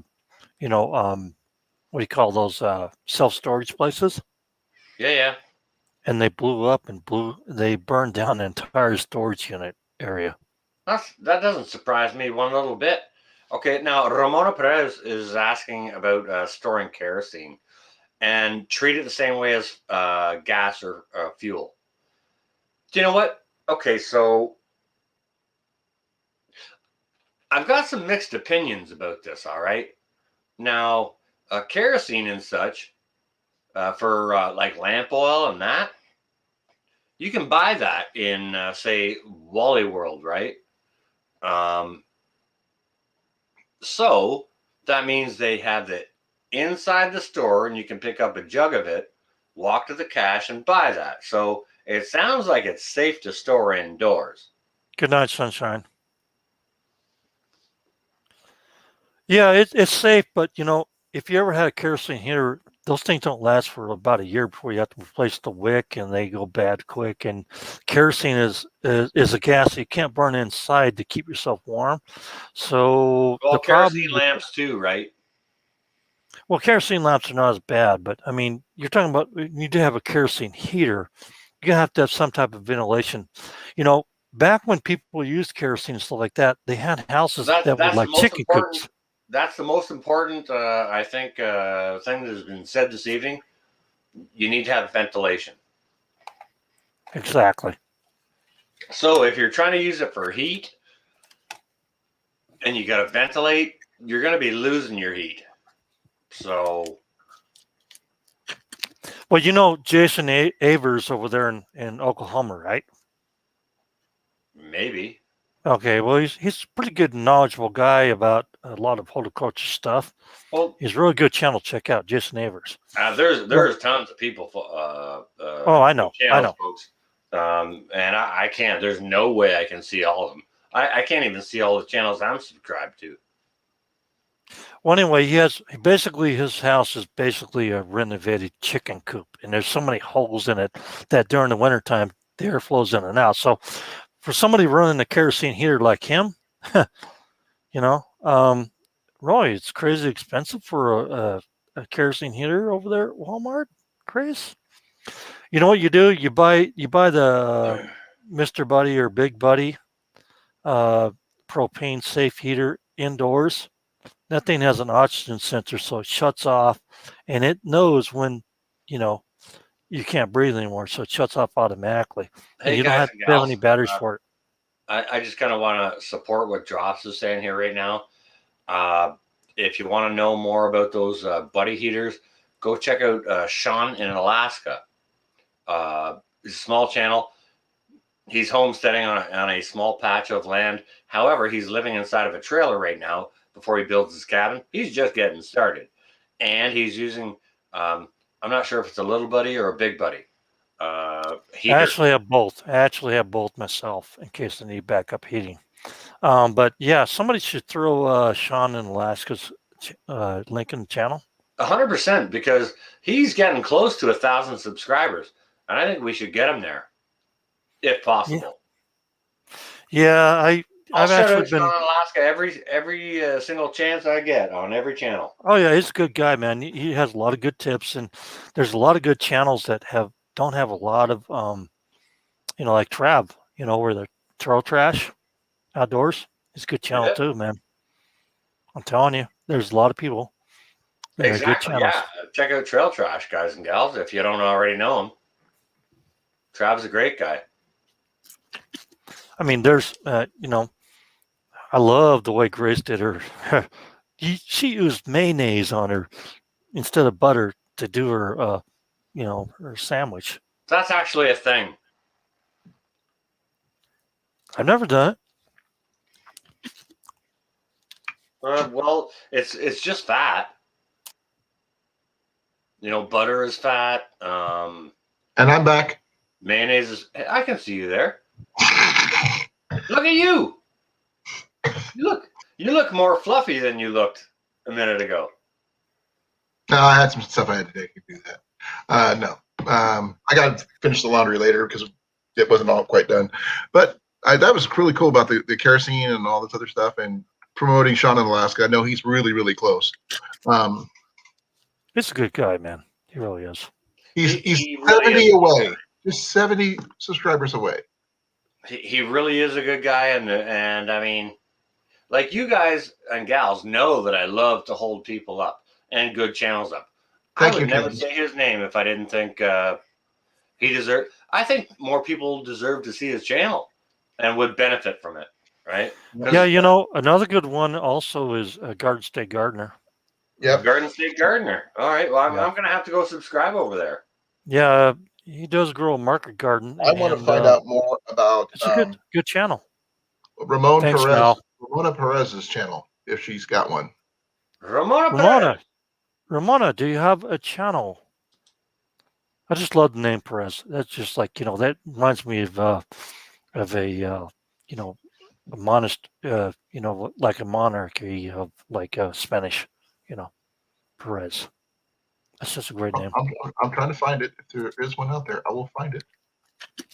I can find it for you if you want to, because I told you to go to swap meets, whatever, and you can actually just you can click on their links and stuff and find them real quick. Right. I don't know. There's so many Ramona Perez's. Is she still here? She's here. I think so. No, she doesn't have a channel. She just said. Okay. She actually mentioned the kerosene thing earlier. Well, Ramona, maybe you should start a channel because you have a community here, and we could get you get you some subscribers. I don't have a very small channel either. I mean, it's really small. It's only like 1,200 people or whatever. And I have another bigger channel that's more prepper channel, which I started posting videos on again, because what YouTube wanted to wipe me off the map. Ramona, we would support you. Look at Will. If his Will is still in the chat, he just got 100 subscribers. That's awesome. Yeah, I don't understand why he doesn't have more subscribers. I mean, Mitz is pretty good. Miscellaneous Mitz. I don't know why he doesn't have more. I don't. Let me take a look.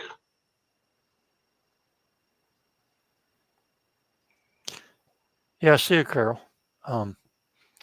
If you're thinking about starting, just doing a video for the first time. I'll make sure you get more subscribers, Carol.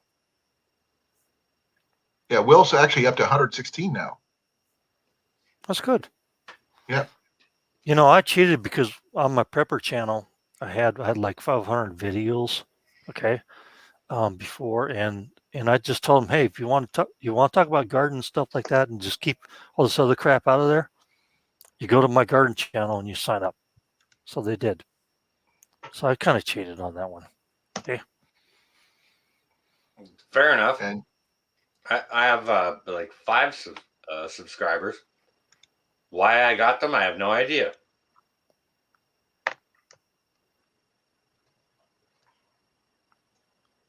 Carol needs a little help too here, I think. I'm working on it. I just do stuff, and I try to help people, and Yeah, we're all at the same goal, Sean. We want to help promote channels. We want to help 100%. people learn how to do things for themselves. We want them to learn how to prep and homestead too, because homestead is one of my biggest keys right here. Yeah, it is. It really is. I mean, growing. Well, that's your my own goal food. myself right now. But Lori, stay well and safe. Give Finn a big hug and be well, Lori. that boy while he's home. Cook him some. Don't forget to talk to your grandpa or your dad. Sorry. Yeah, whoever you was that we need to talk to. Yeah. Thank you, Carol Ann. I appreciate that.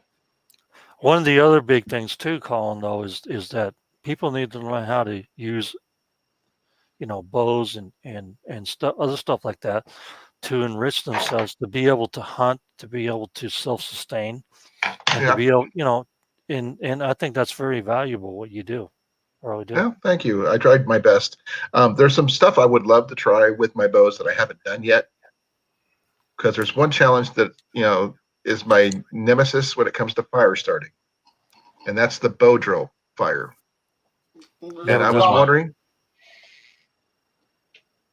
Yes? Yeah, please finish what you were about to say. Okay. Thing is, what's the key word in bow drill fire? Bow. What if I had to use a real bow for my bow drill? You can do that. Now, I think that would be kind of interesting because you'd never see anybody do it. Okay, hang on a second. That's a really cool idea, especially because it crosses a couple of boundaries, like fire starting and using a bow or bow hunting or anything like that. Crosses a couple of really interesting boundaries there. However, as far as fire starting goes, I mean, I'll stick to my flint and steel. A bow drill is the hardest thing to do. Oh, I like my flint and steel, just to be honest, Sean. Flint and steel is cool, but I'm really good at that. What's wrong with a ferro rod and a cotton ball with some Vaseline on it? That's true. I mean, that lights a fire that too. Like that. Do you want to see how fast it happens? Yeah. Honestly, do you? I already know how fast it happens. I'll show you right now. Go right ahead. All right. Excuse me, guys and gals. I have something. It's fire starting time.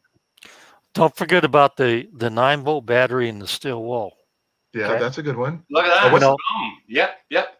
100%. Oh, what's the one with the glycerin and something else? a chemical fire one. Yeah, it's okay if it's indoors, Carol, because he can always call the fire department. So drops, I do have something I could tell you that I've done with my flint and steel. I lit somebody's cigarette once doing it. Yeah, any way to start a fire is a good skill to start out with for, if stuff hits the fan, you need a fire. If you don't have matches, if you know other ways to do things like this, Mm-hmm. it's very valuable and important because fire is one of the most important things that you can actually have. Because if you're in the middle of winter and out in the woods and everything goes to hell, if you can start a fire and keep yourself warm, I'm telling you, these skills are basic, but they are something that we need. That everybody know how to do Yeah. one way or the other.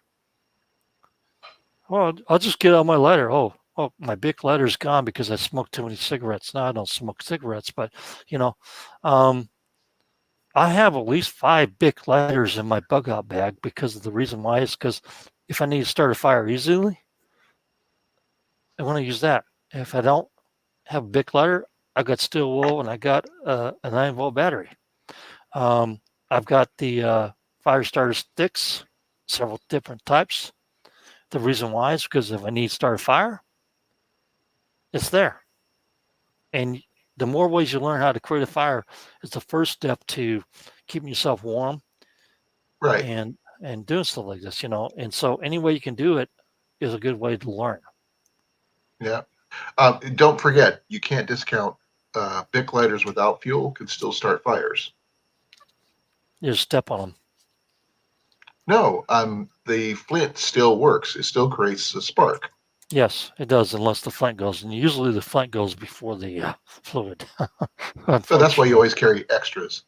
Right. But I got something to show you that my son left behind. He loves Zippo lighters.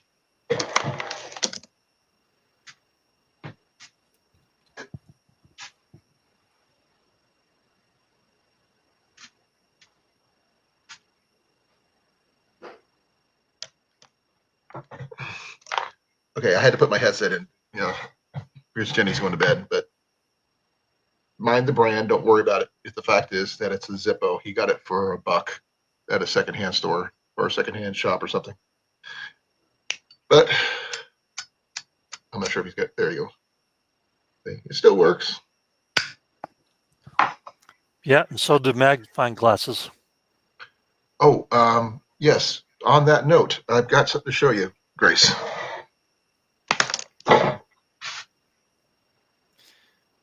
If you don't have an old-fashioned magnifying glass in your little preps, you might want to get one.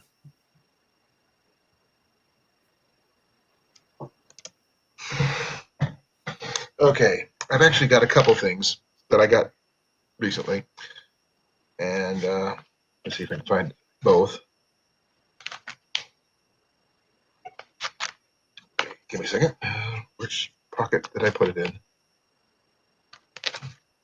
I have several pockets of everything here. Oh yeah, here it is.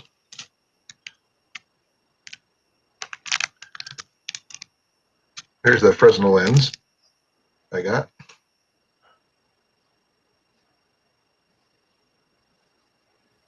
Yep. Keep that one in. Keep that handy. By the way, if you actually have eyeglasses, some of them can be used to actually start a fire with.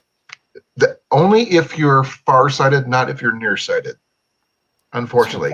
Good point. Because I am nearsighted and that trick does not work with my glasses. Unfortunately. But I was given something the other day, and let's see if I can figure out which pocket I put it in. And I think it's like really freaking cool. It's cheesy as all get out, mind you. And that's why I say a magnifying glass, Carol, because they can be used to start fires. We used to do it all the time. Okay. Drops. Okay, it doesn't look like much, right? Right. And a friend of mine said, "Oh, I think I got this, and I thought of you." I go, "Okay, it's cool that you thought of me and everything." It's one of those folding credit card knives. Give me a second. I'm just trying to figure out how to separate all this stuff because there we go.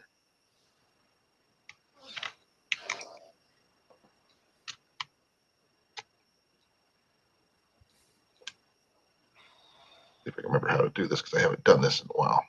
Okay, Mallory, you stay well and safe. Be well, Well. Mallory. Okay, where? I'll let Colin finish doing what he's doing there before I interrupt. Okay. I'm just trying to remember how to do this because I've only put this thing together once. Night, before. Mal.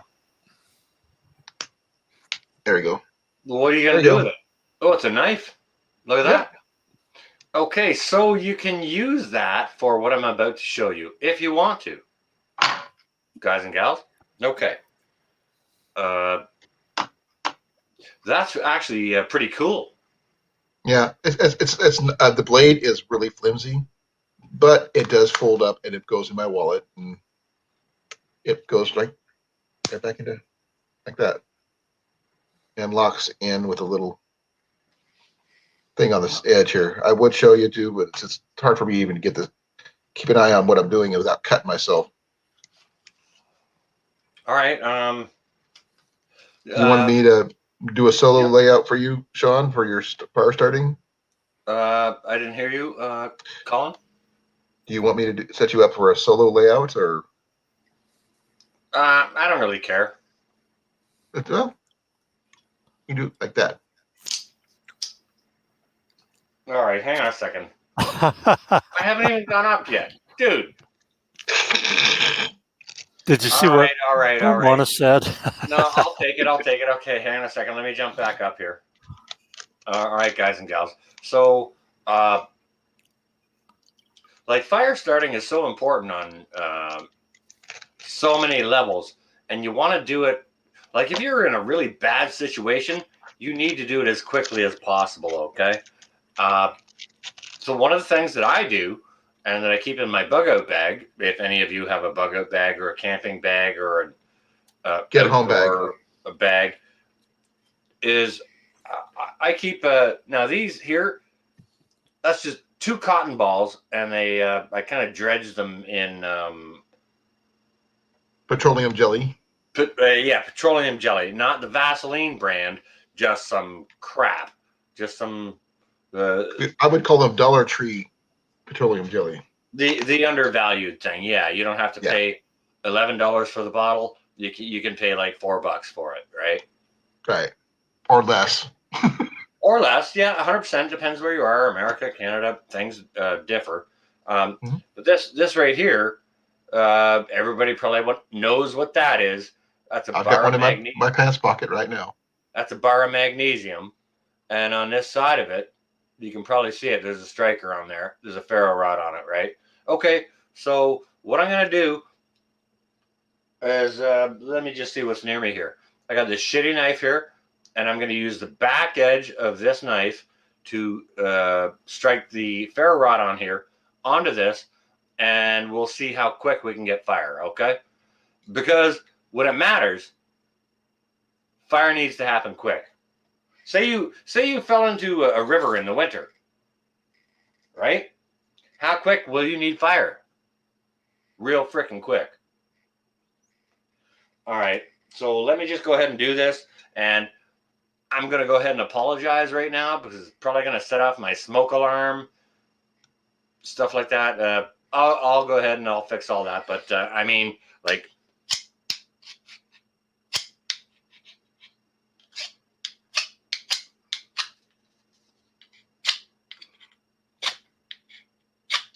we're going.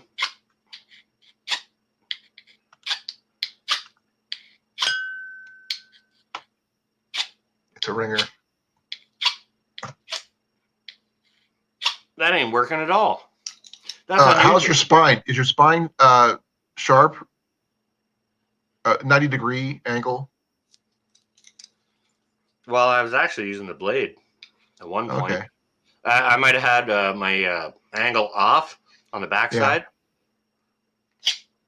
Yeah, it's not creating spark here, so I'll do it this way, just with the blade. Okay, you may want to raise your hand up a little bit where we can see what you're doing. or lower your. I'm not sure. Oh, there you go. That's cool.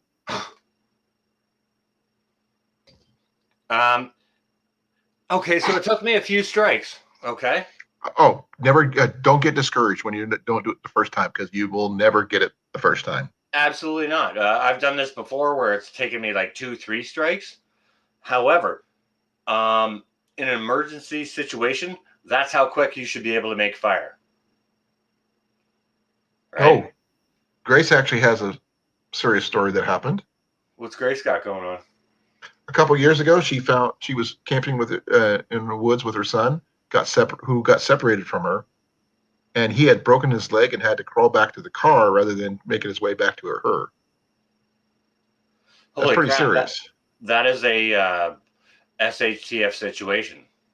Yeah, and she said she only had a Bic and she couldn't get a fire going. Carol Ann makes a really good point. You know what, Carol Ann?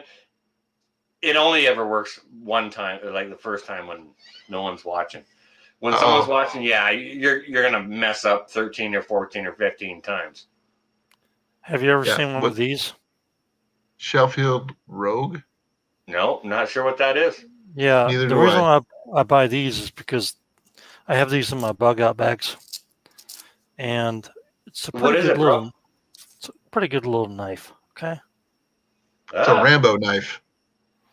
Yeah, but also on the back of it, it has some other accessories, and one of them is this nice little, sharpening tool.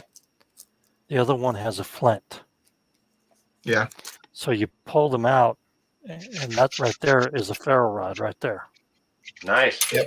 I got at least two in my bag, my pockets at all times. Yeah, and here's the other one. They both kind of look the same, but one's a sharpener, and the other one, this one right here is for sharpening a knife. This other one is a ferro rod for starting fires. So it all comes within the Sheffield Rogue knife right here, and this nice little sheath that actually has a thing for your belt. And that's pretty cool, Drops. This is this nice little knife. I like them.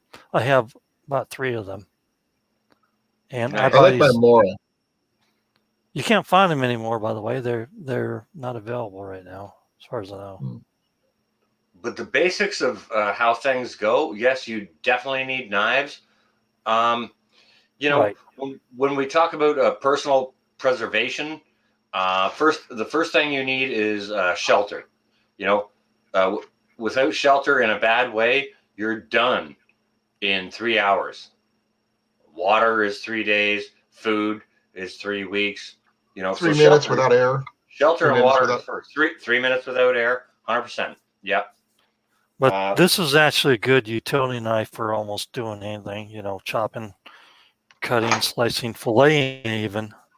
That's pretty good for filleting. Fire, it's important on many levels regarding self-preservation. Shelter is part of it. Heat and warmth and shelter, that's part of it. Also cooking, purifying water. You get lots of things done once you've got fire. And I mean, defense. These little cotton balls here is a very, very good fire starter for a lot of people that don't know other ways to start fire, or you can just have them in your pack ready to go, and boom, you can have a little fire, and then put your tinder and whatnot on top of it, right? Because these will burn a very long time. I blew them out, but these would burn for like 2 minutes, which is a long time to get your tinder started. Yeah, the Vaseline is petroleum based, and it will last long because it's a gel and it won't evaporate as quick. But actually, using rubbing alcohol is also a good way to do that too. I use denatured alcohol for my something like stove, so that would work too. Alcohol is a good option. However, it will evaporate out on you unless you seal it. Right, that's why Vaseline's better. You can get tubes of it, by the way. But this is actually a great little knife to have in your kit. It's not the best knife in the world, but it's also not the worst knife, Okay, and it comes. and it comes with, the sharpener and the fire starter. So this is why I have these in there, because it's good for many things, including a self-defense tool. Hey, Drops, let me share something with you. I went into the garden the other day, and there was some cutting I needed to do, and I just used crap knives, like crap old. Like I'll buy a whole bundle of knives at a I yard saw sale your video. I watched it. for a buck, and I watched Okay. your video. I watched your actually video. sharpened those knives on a rock that I've got in the garden. We can This is sharpen. my moral. What do you think people use to sharpen knives? A rock, right? Right. So I dragged this dull ass knife. It was a cheap, crappy, dull ass knife. Just dragged it across a rock a few times on either side, and you know what? It was sharper. Jesse, what is it? Yeah, I have a soapstone linseed oil also, Terrell. So that's a sharpening stone. But what Sean is talking about, he's talking about the fact that you can use almost anything to sharpen something if you make it, if it's smooth enough, and you can actually sharpen up a knife on both sides of the blade. I mean, there's you can do almost anything if you have to. I've actually got lots and lots of stones and steels to sharpen my kitchen knives with, and I like my files. My files work really well too, that I use for my broadheads. yeah, okay, that's a different application. But and some Colin, someone would hate you if, like, for a person who's got good kitchen knives, who loves those kitchen knives and knows how to sharpen them. If you came in onto those kitchen knives with a file, they'd be like, "What the heck are you doing?" Well, look at Grace. What Grace uses the bottom of her ceramic coffee mug. 100%. There's a lot of ways to sharpen a knife, and there's a lot of ways to make a fire too. It doesn't have to be complicated like a bow drill. A bow drill, use a bow drill if you're absolutely destitute and have no other way to do it. Is it fun to I practice? wholly agree. Is it fun to practice? Sure, it might be. I haven't done so because My fire kit. I've got so many other ways to start a fire that if I had to go to do a bow drill, I know how to do it. And yes, I would take the time to do it. Self-preservation is a must. Well, that's the however- biggest point, though. Do you know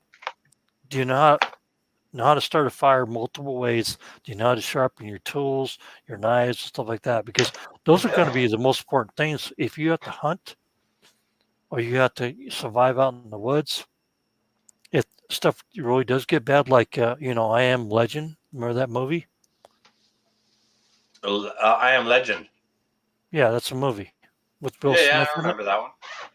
If you have to survive and hunt by yourself and start a fire, these are the basic skills that you need to learn right away, if All right. nothing else. Hang on a second. I'm going to help simplify that. And I'm going to help simplify that by supporting what Ramona Perez in the chat just said about what they've got in their bug out bag. We have grab and go food. She calls them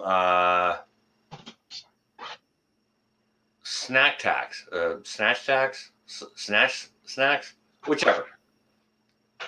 I'm probably pronouncing it wrong. I apologize for that. But that's something I keep in my bug out bag too. It's just open and eat stuff like cereal bars, stuff like that. It'll give you protein, all the food that you need. You won't have to boil water. You won't have to do any of that stuff. That if you want to keep your your location clandestine or protected. You know what's another great one, Sean? You don't. I didn't hear you. Can you say that again, please? You know what? Also, is great. Grab and go in your go bag or whatever. Peanut butter. Peanut butter. These summer sausages that you buy at Walmart that are sealed in the thing. You don't have to refrigerate them. Yeah. Those are great protein. I can't California eat Grill, those. You do the California. peanuts or peanut butter, so I have to do an alternate route. Actually, peanut butter is not a nut. It's actually a Cashew pea. butter. I'm still allergic to cashews. Peanut butter is not a I'm nut. allergic to peanuts. Sun butter. Okay. They use sunflower seeds to make it. I've tried that. That tastes nasty. I'm sorry, man. I'm just trying to help. Oh no, don't get me wrong. I went the same route you did. I tried alternatives. I'm not done yet, but I still will eat shelled sunflower seeds when I backpack. I use them in place of nuts. But Fair play, and you know what? That's important for people to know. I mean, like, you don't only have knowledge regarding traditional bow skills and expertise. You've got allergies that you can share with people insofar as ways to address that and how to get around it. oh yeah, because I have to make my own trail mix. Yep.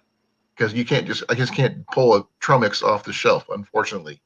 But Hy-Vee actually has a section where you can make your own trail mix.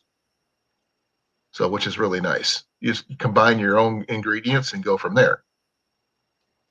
Yeah, copy that. And I like using jerky squares, M&Ms, sunflower seeds shelled, some dried fruit. Oh, look at Carol Ann in the chat there. She's asking about apple butter. Okay, Apple butter's so good. apple butter makes an amazing barbecue sauce. Just Oh, saying. that's a lot of things actually. That does that too. Garden State Gardener, thank you for coming. It actually goes good on toast, by the way. Oh, it goes good on a lot of things. For a while. Jenny likes it on bagels. Oh yeah. Yeah, you can get just straight up apple butter. You can make your own apple butter. You can make your apple butter into a barbecue sauce. Just by adding the things. It's a few ingredients. It's not that hard, but it makes a fantastic barbecue sauce. I will tell you that, especially over pork. Right. Yeah. It goes good on pork for sure. 100%. Yeah. I mean, you Yeah. can saute that in my fire kit, Sean. marinade. I do have a Bic. You know what, Colin? That's great. And to be honest with you, I've been thinking about my Bic lighters lately. Like I've got this one here. That's my daily carry, and of course I got another one in the car, and I've got another one in the drawer right here. But the one in the drawer right here, that's my reserve. But things have been locked down here so long, I can't walk into a store and buy a 5-pack of those at a reasonable price, like the dollar store or Canadian Tire or something like that. Can't do it. But I definitely need to top up on Bic lighters. And what you should do for those people who have them stashed is I'll show you what's with this one. I'm not sure if you can see it or not, or how well it's going to show up on the camera. Is I have it zip tied where it won't be the button would be compressed and lose out all your fuel. Good call. Wow, you're actually double prepped. Good for you. Actually, I usually on the longer ones, I actually wrap it with artificial sinew and throw in a leather needle around this as well. Usually, that's on a different lighter. Have you seen those Bics that are the size of Sean's beer can? Yeah, I've seen those. Yeah, I've seen Zippo lighters that are like this big, and you got a clunk. Open. Well, I mean, even this one that my son has. Here's the one my son has. It's a Zippo. Yeah, those are about 2 inches by inch and a quarter or whatever. Yeah, and the thing is, I've seen them. They're like 10 inches tall and 6 inches wide. And you can use multiple types of fuels in these. You could use kerosene. You could use perfume. Wait. Grace in the chat said deep fried biscuits with apple butter. Oh my goodness gracious! Seriously?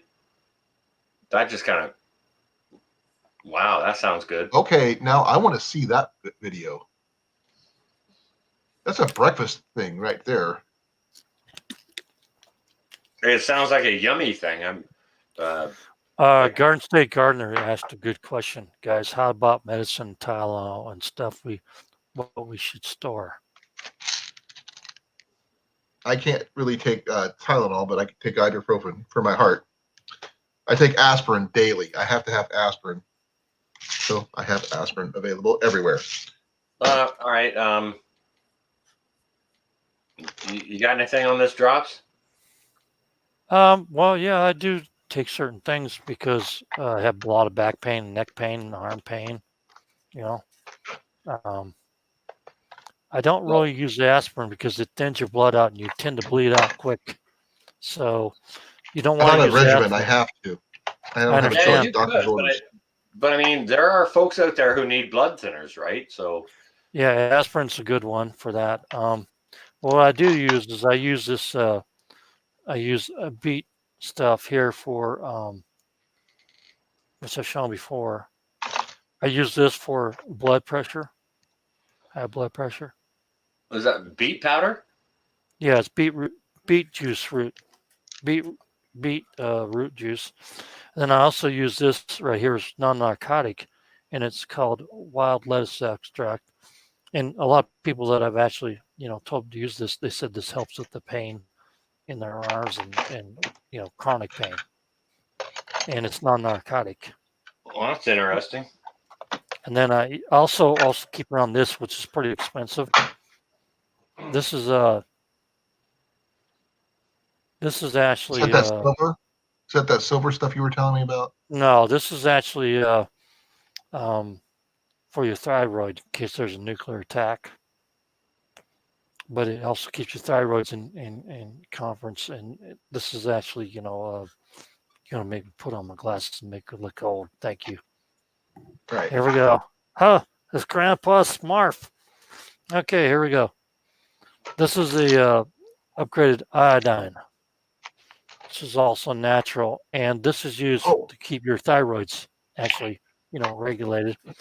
And then I use this right here for allergies and stuff too. And this is a phenol thyme. This actually will not only get rid of the your I don't know if you can see that well enough.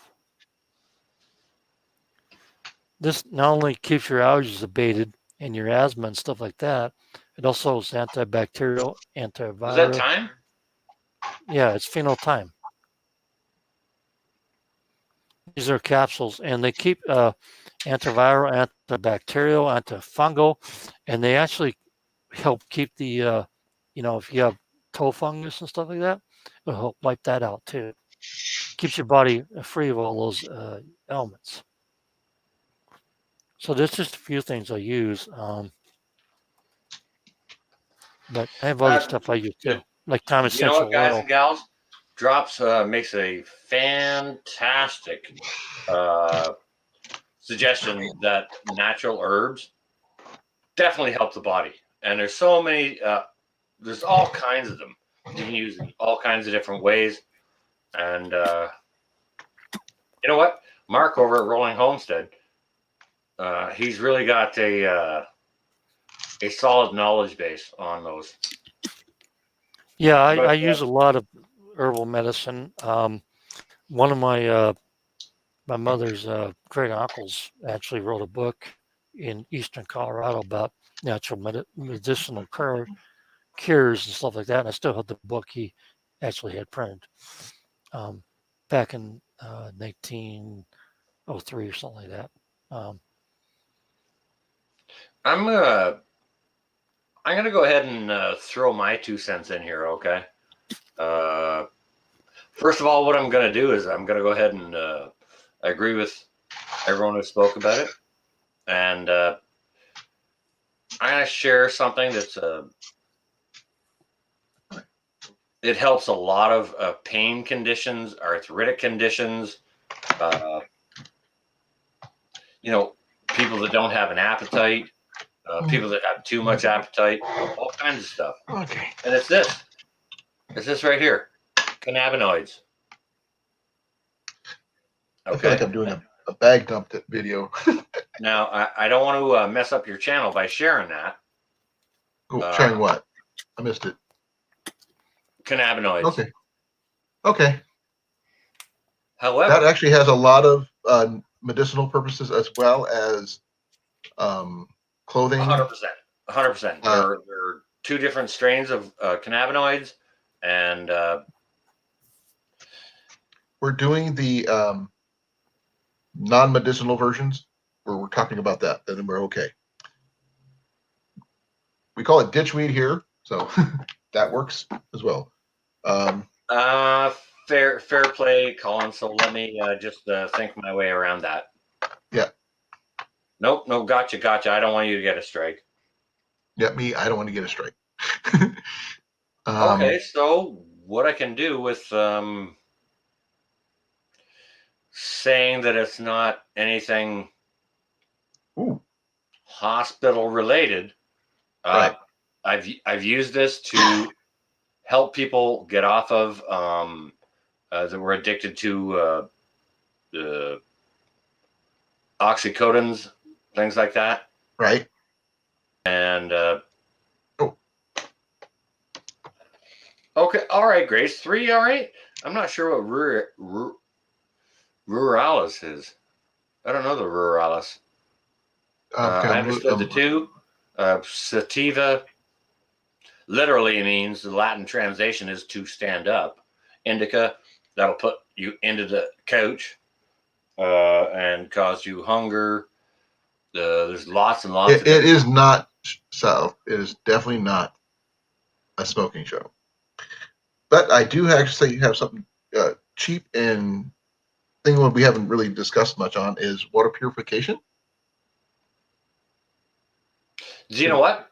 I've got tons of ways to purify water. However, I'm actually okay. I'm a prepping channel, and I am limp on water purification, like the little life straw or whatever they're called. Oh, I've got something none of that. None of that. More, I guess I got something a little bit more useful than a life straw. I've got a cut-in hiker. You got a what? Okay, I'll show you. I don't know what you said, bro.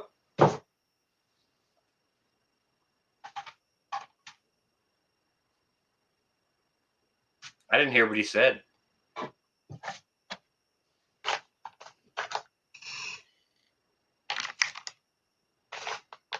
Okay. Yo, what is that, bro? It's a water filter. It's for backpackers use them a lot. All right. Show us more than the bag. I am getting it open now. Thank you, sir.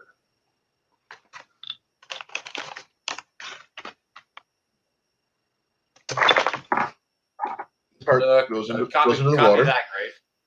Copy that, Grace. Thank you. And which is really cool about this. Yeah. Give me a second here. Yeah. This part here would go to your water bottle, whatever you're using. It plugs in here, and you just pump it, suck the water wherever source you're using, Yeah. and it'll filter it. Filters in here. I mean, it's not as simple as a Be-Free or something like that, but it does work. Well, do you know what, Colin? I'm totally remiss in water purification devices. I know lots and lots of different ways to do it. I mean, one of the things that I have in my bug out bag is just a little wee, you know what Visine is? Right. Eye drops? Okay, so I keep a Visine eyedropper filled with bleach in my bug out bag for water purification because it's like, what, 8 drops per quart or something like that. I've actually, on my computer right in front of me, I have 3 different versions of there's lots of ways to purify water. The boiling is the simplest. Yep. But you want to filter it. I mean, if you go out into a mud puddle and get that muddy water and put it into a pot and boil it and drink it, when it's still going to taste like mud water. It's gross. That's Yeah. You know what I mean? I've actually I've got the chemical versions. Oh, water purification pills. Yep. Or liquid. Yep. Yep. And this one here is a little weird because you see these all the time. You know what this is? No. This is iodine in a little Q-tip, and it has just the right amount for doing. I know you've got that one. That's You've got the iodine fancy. too, but this is for nuclear radiation. Yeah, I'm sure if you could find out what the rates you would need for using that for purifying your water too. So. Yeah, you make a good point. You know what? I've never actually even ever heard of that. That's a fantastic point. Iodine for water purification? It's not good for long term, but you can use it. The crossover, like I'm not sure what's in those water purification tablets. However, this is for radiation poisoning. Okay. And if there's a crossover between iodine and water purification, that's something I don't really know. I don't know what's in those water purification tablets. Okay, I was getting ready to open them up since I haven't done so yet, but the bag is kind of falling apart. The top one. It's very interesting, though. There's a crossover there that I've never heard anyone talk about. Okay, Never. These have the active ingredient is tetraglycine hydropyridine, something like that. Those water purification tablets are not good for you long term. Okay. No, none of them are long term.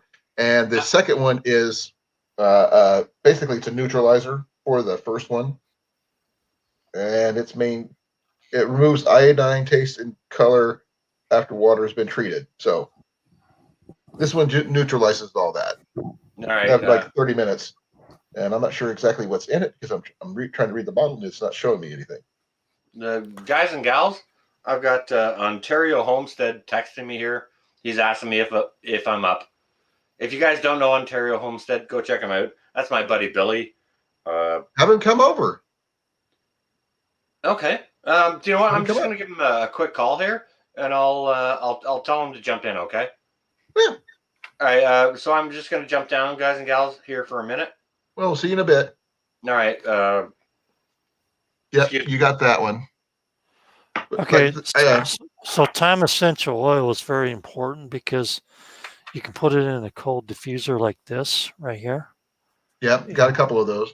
Right. And I've actually told people to use this, and it actually helps them get off the CPAP machines, breathe better, quit snoring. And also, this is a good item to have for children if they have whooping cough.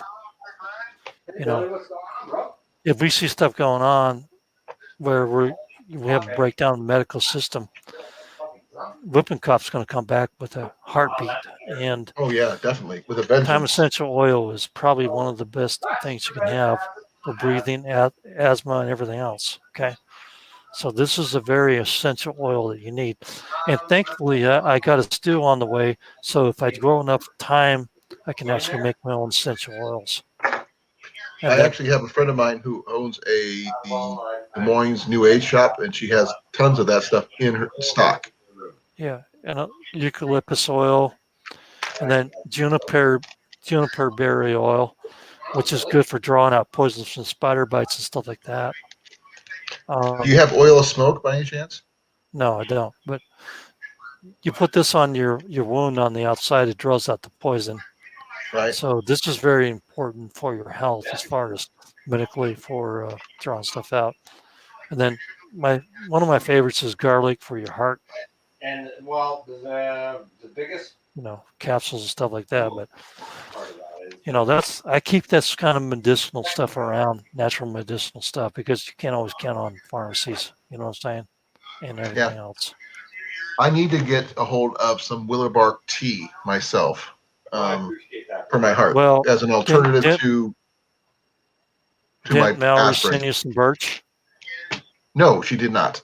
Okay, well, she sent it to Johnny, to Grace, and then Grace sent some to Mitz, but that actually is essential. willow bark or birch is the same thing, except for weeping willow cannot use as, in that same results. I'm gonna talk to Mark from Rolling Homestead to verify the amounts for Willowbark tea for my heart, because if I ever run out of these Yeah, during you got to be careful because SHTF situation, you can overdo willow bark. It's birch and willow bark, by the way, but not weeping willow. Weeping willow is not good for you. You can't use that. The weeping willow trees, but most birch and bark trees you can actually use as a medicine for that, for like aspirin. Okay. yeah, because I And just need it for a blood thinner for my heart. I would actually talk to Mark about that because you can actually put yourself in danger if you used it wrongly. Oh, Okay. exactly. That's why I said. I mean, I would need to know exact amounts for everything, because as a medic and combat medic and EMT, I do not wish to put myself or anybody else into danger without knowing all the facts on that. Ramona, you can actually use Thymo to clear up a lot of breathing problems with like asthma, whooping cough for children, and stuff like that. And I've had people that have actually used this little diffuser, cold diffuser, okay, and they actually have got off CPAP machines because they can breathe at night because they run this all night and it shuts off when it's done with all the material on it. So, yeah, essential time oil. That's the version I want. That is actually a very great time essential. Time itself is a very, very, very super herb as far as medicinal purposes. It's antifungal, antibacterial, and antivirus. And when I got hit with the woohoo stuff, I ran this for about 4 hours in front of my face, and it was gone within 4 hours. That's Just to good. let you know, because I know I've already had the woohoo. And it was in January, not in March, when they announced the big, thing. Yeah. And I only get sick maybe once out of every decade. I get a cold. Other than that, I never get sick. And this thing just hit me like a hammer in the head. Well, I bet. So I knew what it was. I knew what it was. All right, well, as long as So it's real for a certain part of what people don't understand, but this is what took it out in 4 hours. Cold diffuser and thyme essential oil. I'm not a doctor. I'm not even a medic. I don't know crap about this, but I do study medicinal herbs and their effects and helps, for us. Yeah. Because No, they're I'm very not important. a herbalist in any way, shape, or form. I'm just a more violent. We need former combat medic and EMT myself. Right. Well, what I'm saying is throughout Okay. the years, we've had people in my family that use medicinal herbs, and I've come to know It quite a drops. few. I hate to say this because Carol Ann wants to know your first name, if you're willing to give it. Well, the reason why I go by Drop is because my first name starts with a D and it's 4 letters. And you could accommodate that to the name Richard. Listen to me when I say this. It needs to be consensual. Oh, okay. That's why I don't use it. You I get it now? understand. Right. I got it. No, not Doug. It's Dick. That's fine. I still call you Drops. I know. That's why I go by Drop, because Or I can call you brother. That works too. it works too. But, the name I go by is that 4-letter word, and YouTube doesn't like it. So if I use my first name, YouTube doesn't like it. That's the reason why it's Drop. Well, the thing is, you've probably heard my real first name, which I don't go by either, because it's not a real name. It's a thing, what something does. Yeah, I know. And so many rhymes to that one, it just makes. I was tortured as a kid because of it.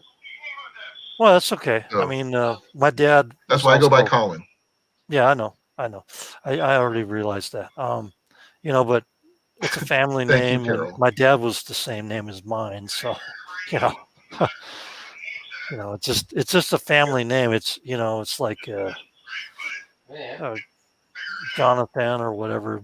A lot of Oh, family have Jonathan or Robert or Leslie or something like that. Too. It's like that's just a family name.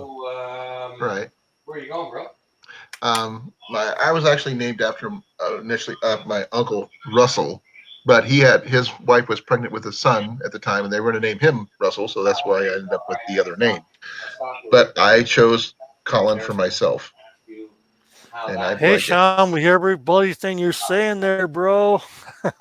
God, can you hear him? Sharing is caring, I right? know. He's just sharing the conversation. Be well, Sydney. Thank you for coming. One of these days, we'll get you up on the panel. Fair play. We talked about a little bit of everything tonight. Yeah, And broadband heads on the arrows. I mean, that's what I have for mine. On my set for my crossbow. By the way. right. Oh, you did see this before, right? Yeah, I've seen a lot of stuff that you have. Yeah, I've got some really cool stuff. That Especially would when it comes to actually, archery stuff. I would think that actually would just explode when it hits and actually throw fractures in. It depends on what you're using for ignition source. It would crumple for sure. Well, this is actually a lot sturdier than you think. It's pretty Really? solid. That way, whatever you put in there would burn, like petroleum jelly and cotton balls. Oh yeah, But so I would probably, that would be a siege type of arrow head. yeah, right? I would use like muslin, like this, soaked in oil, and you don't attach the head to the shaft. You just stick it on there with like wax or something to make it stick while you shoot. That way, when they go to try to pull it off, it just stays there. Yeah, it's the old Greek fire stuff. Yep, pretty much. Yeah, that's the trick they used to use. I know that. I studied a lot of history, so. Me too. Mostly medieval medieval Irish stuff, mostly. Well, you know what most people don't know about the Irish is that they were actually very strong after Rome pulled out, and they actually dominated England for several years, decades. Oh yeah. J&J, thank you for coming. That. They don't know Yeah. that. They think the Irish were always oppressed by the English, and that's not true. The Irish actually oppressed the English way before that. The Gauls actually made it all the way to Spain, if I recall correctly. Well, the Gauls were from Spain. But you gotta give me time to do Yeah, but they made it all the way. They dominated the whole area. Oh yeah, they're the ones that actually took out Rome, wasn't it? I can barbecue it. It was the Swedes. They filled the vacuum after they left. They had trouble going against the Legionnaires and stuff. Ramona, I am from Iowa. Over a long fucking period. Drops is from Washington, I believe. Washington State, stuck here for a while until somebody offers to buy me out. In transition, as the saying goes. Not really. I have a nice place in the home and everything. I just no. You're planning on moving on from there eventually. Yeah, I'm thinking Texas, Louisiana, Mississippi, Arkansas, Kentucky, whatever. I want to go back Iowa. to the south. No, that's too north. Sorry, dude. No Yankee here. We're technically not neither north nor south. We're in the middle. No, we kind of figured you were from Texas. I'm from Iowa, though. I love Eastern Tennessee there, Carol. That's a nice place. Oh, yeah. And Grace is from Indiana. Too cold. And Sean is from... oh,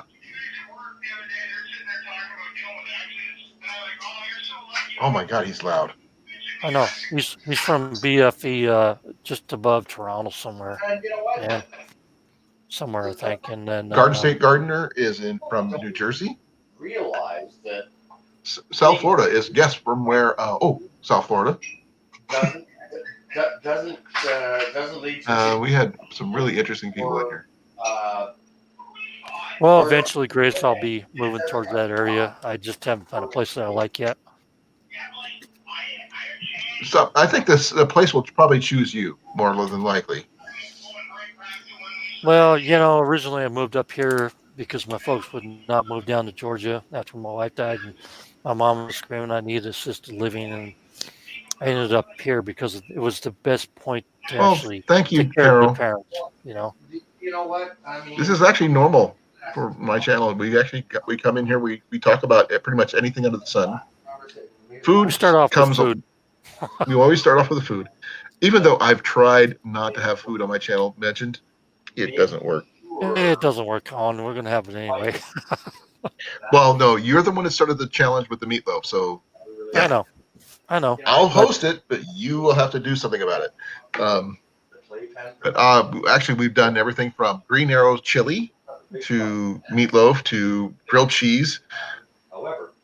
It's fun. I mean, I like, personally, my favorite thing to talk about is archery.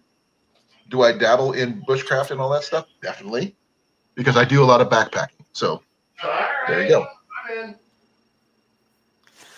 yeah, it's just it's a wide topic because we talk about homesteading, bushcrafting, stuff like that. Gardening. Yeah, gardening, and it's a common interest that we all have. And it's not like I'd never gone hunting before. I've hunted elk and moose and deer in my life and small game, and I Ooh, like to do that stuffed too. peppers. How much does it fucking matter? That's what I'm saying. Like this is what Yeah, I've had tuna stuffed bell peppers. you're telling me this. It's actually pretty good. Something I already know. If I make my meatloaf in the form of an arrow, will you be happy? If you just make meatloaf, dude, I'll be happy. I don't care what shape it is, and as long as it looks like it's going to be good. It's not dry. It's not a brick. Oh, trust me. My food's excellent. In fact, my recipes are out there on the internet, and these are some of the Cool, stuff Carol. that I've cooked my entire life. Well, like I said, of all the stuff that I've seen you make, I'm still in awe of your homemade tomato soup. Yeah. Well, I'll praise your tomato soup, dude. I mean, it looked amazing. it was good, and then I'm sure it Johnny made was. some too. I'm just sad I couldn't have any. Yeah, I know. Oh, we can fix that in the future as soon as I get my kids set and all that stuff, because I'm still working on getting my kids set. You know what I'm saying? Oh, Carol, you don't understand. We do challenges a lot. I'm thinking about getting, I forgot the hay, but I'm thinking about setting up a target for my crossbow, teaching my kid in video on that. So, well, Jeff, who was in here earlier, I've got his pictures of his stand that he made for hanging a bag target, which will work really well for if you use burlap or something in the back of it, in addition to the backdrop that I designed, would work really well for your crossbow as well. Because Blake is going to do the same kind of stand, but he's going to use block targets. And if he does it big enough, he could use 4 block targets at the same time, which would make an amazing target overall. Because it pretty much I've got a handles big enough everything. backyard, and I don't think I'll hit the 2 neighbors away from me. They're, I don't think they're. Well, it's not so much for not hitting the neighbors as not losing your arrows or bolts in this case. Yeah, I don't care about that. As long as I hit the target. Well, the thing is, sometimes you miss, sometimes you skip off the target. It happens, not often, but it does happen. I rarely use the scope on a rifle anyway, so yeah, I just pretty much can eye stuff like that and just go ahead and hit it. Oh, you're more than welcome to participate, Carol. This is going to be an interesting thing. I mean, if you get a chance, look on my channel under the grilled cheese challenge. I got a playlist, and we have people from everywhere participating. Yeah, Grace, I want to give you a little secret about meatloaf. Okay, this is a little love. That's the best ingredient. Use Sugar Ray's barbecue sauce in your meatloaf, and it goes, and then you put a little Worcester sauce in it, and boom, that's the bomb right My there. mom used that Worcestershire sauce. Mm-hmm. She used that. Yeah, but use Baby Ray's barbecue sauce too in it. We did that. Wasn't around when I was growing up. Motherfucker. Well, you That's can use newer. I just heard some good words there from Sean. Oh my God. Yeah. No, my mom actually used some honey in hers. Yeah, that works if you're using honey barbecue sauce, but I make No, like not barbecue sauce. She just used honey along with when she was mixing it together, along with the breadcrumbs and everything else. The egg. right. I use I don't actually know 3 eggs exactly in because mine. she never told me 100% what the recipe was because I just had to knead this stuff. I didn't actually have to, put everything in it. I actually use 2 to 3 eggs depending on the meatloaf. Yeah. And mine are going to be for my chickens, so they're going to be the really dark orange eggs, yolk on them. Oh, those are the best kind, the Yeah, healthy they're kind. big. They're big. They're extra large eggs. So Ketchup. Ketchup's always a good choice too. Or as Drops is stating that he would use red wine vinegar, which would be yes, basically the same vinegar as you make ketchup out of. And pretty much. it's all about the vinegar anyway, in my opinion. But Yeah, I've also seen people put in brown sugar as well. I do that, but not on my Italian meatloaf. My Italian meatloaf is different, and it's Well, more like I said, spicy. you got to pick one and stick with it. I might do my Mexican meatloaf. That's a really good one too, by the way. I've And actually see that one see. actually I'm not has Italian sausage in it and everything else. And okay. You I mentioned that one before. yeah, I use the sausage you use in like jumbo and stuff like that, jambalaya. Okay. So Let's see. Every time we talk about meatloaf, I keep on remembering something from as when I was a kid that my mom would. I'd try to watch her make it, and she wouldn't let me watch. I wouldn't Um, eat my mom's meatloaf. It was terrible, to be honest with you. my mom's meatloaf was really good until I tried Jenny's, and Jenny's just blew my mom away. Basically, You even though better use they've never Jenny's met. recipe. You better use a recipe then, because Jenny I probably don't know has a what better she puts in it, recipe. but she's never let me watch. Well, she's going to show it now, isn't she? Well, she's gonna do parts of it. She didn't have to give her secret away. Well, no, that's not the thing. You got to put all the ingredients in so people can replicate it and taste it for themselves and do the, Oh, that's why I always show ingredients the are one ingredients. thing. Amounts are different. Short investment. She doesn't Well, have to give them the amounts. And But well, I always do that on my recipes so that people know exactly what I'm putting into them. well, she likes putting a pinch of this, or a pinch of, or a dash of something else, and they're not exactly true measurements. Yeah, Bill. I'm old. Well, yeah, I All don't I do know that is either. that it's an amazing thing, and Ian and I will eat. She has to make 3 meatloaves, one for me, one for Ian, and one for her.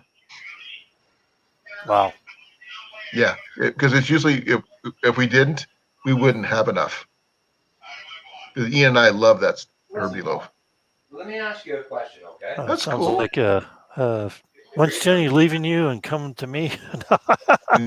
No, she's mine, 100% lock, stock, and barrel. Darn. She married me twice, Drops. Yeah, I'm just kidding. Yeah. But she sounds like a great cook. I mean, I would love that. My weight came from her. Now, I was my wife skinnier complained when I and got said, married. my wife told my sister-in-law that I made her fat with all my cooking. And I was like, oh, gee, thanks, honey. Hey, Howie, thanks for coming. Yeah, Howie's got a garden to die for, so to speak, as well. By the way, Drops, Jenny's actually asleep with a CPAP on right now. I know. But That's why she's I also can got her earbuds in from, because my voice carries. That's why I can be bad. She's not hearing what Yeah. I'm saying, so she can't get mad at me. Oh, you do not want her mad at you. I know. That is You never want. no. You always want to be good friends with the wife of friends. You know what I'm saying? Ooh, Because if you're not, you get in trouble. that actually sounds interesting.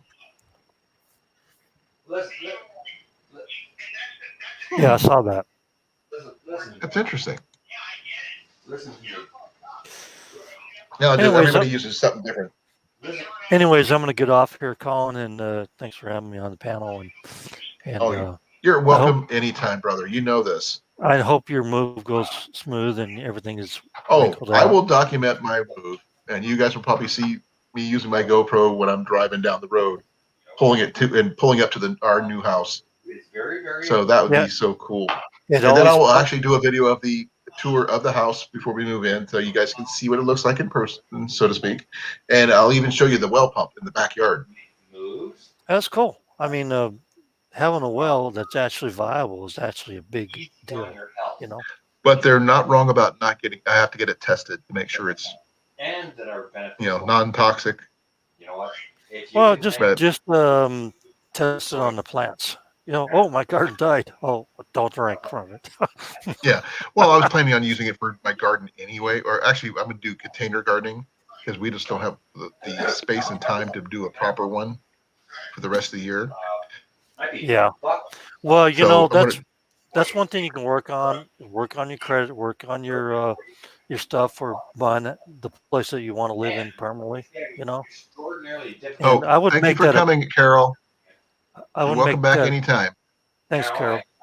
You know, by the grace I would make it a priority to get everything in order while you're there and chilling out. Oh, You yeah. know, and make a master plan for the future. so very, very. Oh, I've been trying to think of everything that could go wrong and making a plan for it. Your family. Well, you know, So, tragedy always happens in threes, and then you oh yeah, eventually crawl the hole, and everything goes well. You know, So that it doesn't. you just have Yep, to definitely. push forward on that, and that's that's I'll tell you what, bro. I'm Love you, actually Carol. doing Thank you for coming. I'm actually doing continuing gardening myself on some red potatoes, so that's kind of an experiment this year. We In tried grow planting bags. a potato in one of our pots, but we just didn't do. We did something wrong. I You don't got know to what it water was. them like crazy. Oh, we did. It's just the fact is where we had it because we had to take it inside. We actually grew it over the winter. Same thing as our tomato plant before it died. I did that, and I really didn't get very large potatoes out of it, but it was actually an experiment. It did work, but it wasn't the greatest, And I kind of like Cliff's potatoes that he's got, those little golden ones. I think those look really cool. I bet they're really good too. Cliff's got a sweet little setup where he's at. I mean, Oh man, his yard and his house is amazing. mhm. I mean, he's got water rights in the middle of Albuquerque, New Mexico. Yeah, that's pretty much amazing what he's got going on there. Oh, he's got a water catch system. He's got solar panels. Yeah. His dad's an engineer who designed and built that house. Yeah, I've been to Albuquerque, and there's parts of Albuquerque I really don't like. To be honest with you. Well, in general, I love the feel of Albuquerque, to be honest. Go north. It's much better up there. I really don't like compared city to development. some of the places I've been to, like Vegas. Yeah, you can tell the difference, but just by being in the area. And it's by the grace of Well, God. downtown Well, Albuquerque Ramona, is thanks not for coming. is not very good. To be honest with you, there's a lot of druggies there, man. I'm telling you. Well, I don't know. I just do. going I've by been what there. I feel of the area. So, That other people are trying to lift me up. oh man. By the grace of But God. you're heading out, so thank you for coming.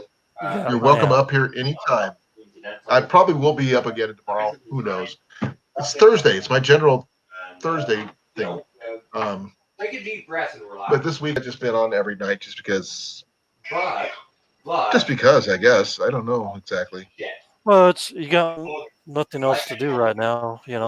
That's just what it is. And It does give us a platform to have fun and talk and it's not hurting your create watch challenges. hours. It's not hurting your watch hours. No, I'm actually. That gives me an idea. I have to do some checking. I haven't really checked in a while. Shut. Don't shut up. Speak up. Give me a second here. How many watch hours do I have? I am at a little over 2,274 watch hours. Right. So it's doing a good job for your watch hours and monetization. Oh, yeah. I mean, I actually have been over 1,000 for a long time, but I just don't have a lot of watch hours, and I'm thinking maybe I'll do a live stream once a month. I used to do it on my old channel. Well, you can always come up here and hang out. That's cool with me. Yeah. And I want to see you get out and do some shooting with your crossbow. That'd be something you could do. Yeah, I need to get on that one, but I got a couple of vehicles I want to get rid of too, and then I've got a bunch of stuff to clean around the yard. And I'm still planting stuff like crazy, and Well, the thing is, I mean, that could still be done, and you could still find 5 minutes to shoot. oh yeah, That's yeah, all it takes. I've got another little coop coming that's going to go in the coop cage because I got 5 young ladies that are going to go outside here real soon, and Right. they're laying hens, and it's about eggs right now, and then maybe some backyard chickens for meat chickens that I can just grab once a week and cook up and stuff like that. Right. And Say goodnight to Ramona. She's heading out. have a good night, Ramona. Good to Thank you see for you here. Come coming. back again. Grace wants you to do a weekly live stream. I don't know about that. I got some orders I got to fill tomorrow that came in. I got Well, to do just pick some. a oddball day at an oddball time. Do a 10-minute live stream, and then you're done. Oh, I'll probably do an hour. After an hour, I get pretty tired. I can understand that. I'm kind of tired myself because I'm not sure if you heard that my day was kind of screwed up. I was in the warehouse for the half a day, went to lunch, come back, he said, "Oh, you're on the road." So I went and Nice. on the road for half a day. And that's going to Nice. be my day for the rest of the week and into next week. I see Howie's in here too, by the way. Be a man. Be a rooster. Yeah, I said hi to Howie when he came in. Yeah. Hope he's doing well. I hope he's doing well too. Howie, how are you doing, sir? Any updates? If I do a live stream, I'll be doing a panel. So I hope you Okay. and Cliff and Sean and Mao and Johnny. Grace comes up, and yeah, Johnny's pretty busy right now. He's usually off on Thursdays, but he chose that because he's usually up on my panel on Thursdays. Yeah. Well, I ain't gonna run against that, so Yeah. Anyways, have a good night and God bless you you. too, sir. Let me know how your plans for your meatloaf is coming. Oh, I'll probably just do the video on Colin's Meatloaf Challenge is what it's going to be. I guess I'll hashtag it.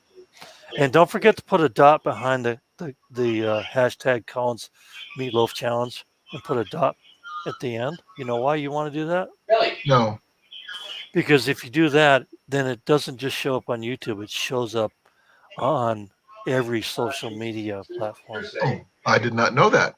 Yeah, that's just a little marketing thing that you guys probably didn't know. Grace said she'd pop up on your live stream if you did. That'd be great. I'd love that. That'd be awesome. I don't know what the subject will be. I mean, I like to talk about a lot of things, but whatever. Don't put a subject, because if you put a subject, it will never make it. Yeah. It's like me. I just decided I'm just gonna just talk. Don't get me wrong, Bill. And it seems it works. But I will talk to you later, sir. You go get some rest. Have a good day tomorrow at work. Yep. Less than 2 seconds. And I'm gonna go use the restroom real quick, and while we can hear Sean talking on the phone in the background. Oh, lovely. Be well, sir. All right, talk to you later.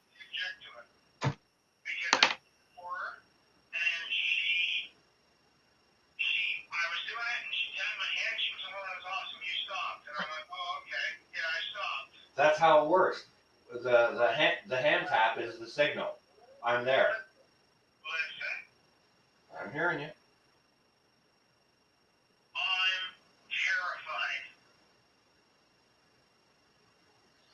Okay, hang on a second, Bill. Listen, you know what? You're a smart man and you're an educated man. Okay, you have training and you know how to do these things. So what you need to do is exercise caution. That's all. That's the educational part. If you want to relate it into bedroom stories, you need to exercise caution when that goes on.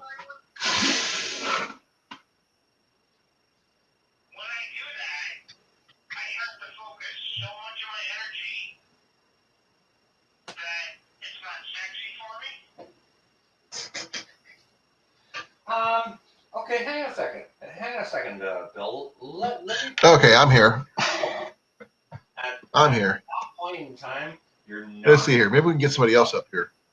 You're serving someone else, and they need to be in your absolute care. I'll take a look at it later. Drops.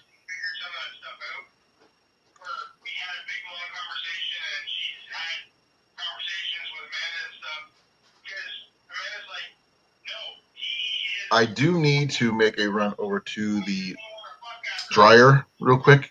I need somebody to come up and help me host real quick while Sean's doing his thing. Anybody interested in coming up? What about this? Can I chocolate her and then you fuck her? Okay.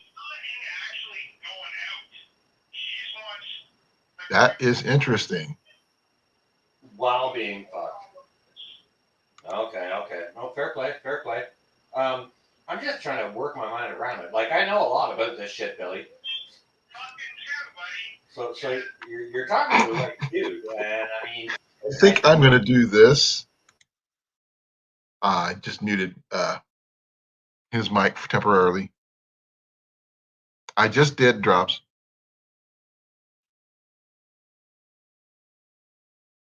No, I figured I could do that. I just need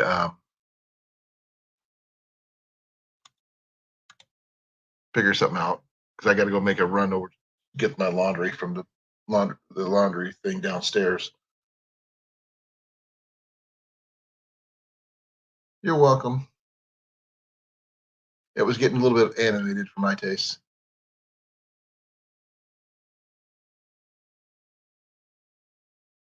So, who's all in here still? Let's find out. Where it is? Oh, got 4 people.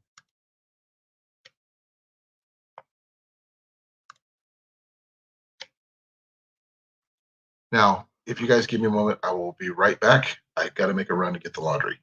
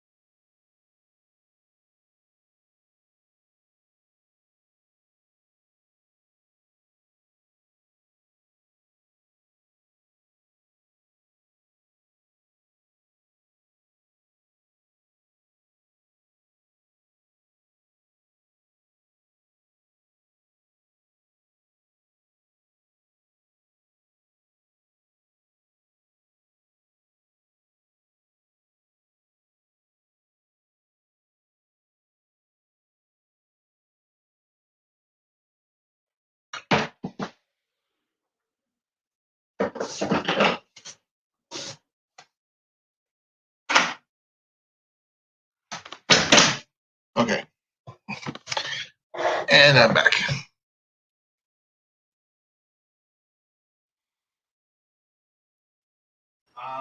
She I don't know if Sean's there or not, but envelope of that. That's open it, and that you do that for her. So Here's my thing, Sean. My thing is her being happy. My cake is her coming. My cake is her being happy. My cake. So okay, folks. I basically did a bag drop today. to make her happy, All my fire starting equipment, a little bit of my knives, my water filters, my water purification tablets, and a few other minor deals. Yes, Howie, I did. You don't even need to finish. Here, I'll show you a picture. I'm not sure if I can show them on the computer or not. Let me see. Give me a second. But it's not going to change what I'm going to say to you. Okay, well, first of all, I tried showing it before. I'm not sure if it's still listed under my deal here. Cool. Let's see here. I said cool. What else? What else you got? Yeah, there it is. Okay. Let's do this. Yeah. Sure. what she said to me, it's how she said it. Keep in mind, I'm also the guy who can literally talk to people and Yeah. you can tell me the sky is purple. And it's not the words you say. Okay. Hang on a second. Hang on a second, Billy. I understand what you're saying 100%. Yeah, I'll mute Sean. I'm sorry. I forgot I didn't have my headset in.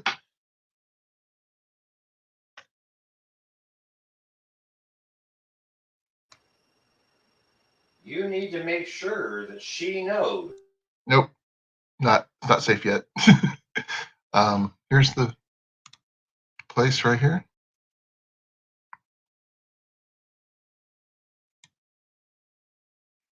I don't know if I could open them up on a full screen or not, but living room, one of the hutches. There's the buffet hutch, the front sun porch, the front entryway and hall. I'm not sure what you call it, but these little things here are for hanging your clothes off of. There's our mailbox and two little seats where you can put your shoes underneath her. Front living room again with chandelier and second chandelier in the dining room area. Going towards the kitchen, there's from the dining room into the living room. Going from the kitchen into the dining room, and way back there in the back is the sun porch, one of the bedrooms. I just messed up on that one. I don't show them what I missed. Let's see here. What was there? There's a second bedroom, one of the closets, and that's what the place looks like on the outside. We have the whole downstairs, and this over here to the left is a second bedroom. Not bedroom, second porch. So we got two porches. Well, 10 more days as of Friday. Right now, we're at 12.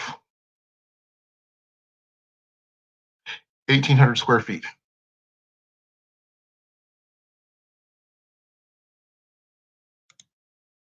So that's pretty much it.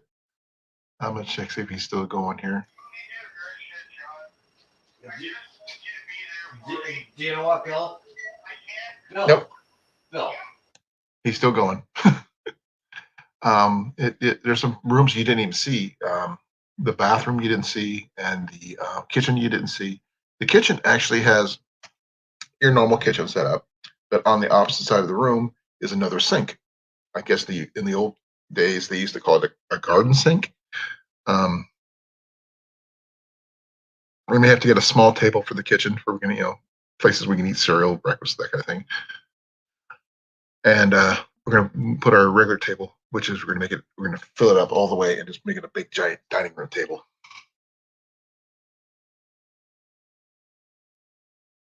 Definitely. It's probably going to be one of the biggest places we've ever lived in. And it has a garage and a decent yard, which I have to maintain, which I have no problem with. I love doing gardening and yard work anyway. It should be pretty interesting.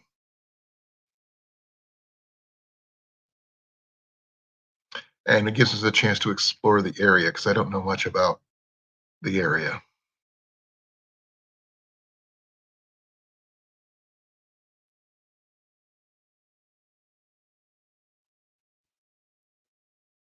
I'm going to have fun putting all my stuff back in my bag. I kind of pulled out everything but the kitchen sink.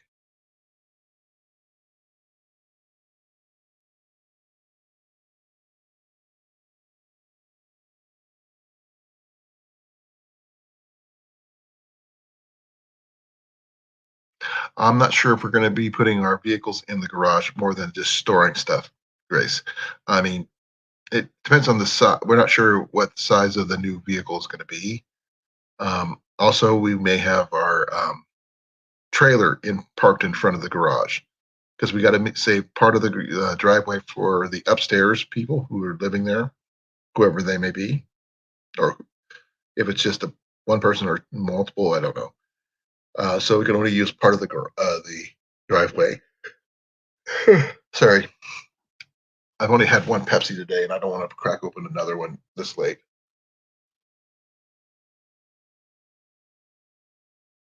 But I do plan on putting in some permanent shelving and that kind of thing. Yes, I have, Howie.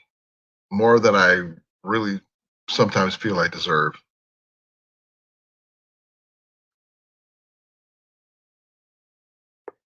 I mean, got blessed with you guys, my wife especially, my son, definitely, my job, and everything else in between.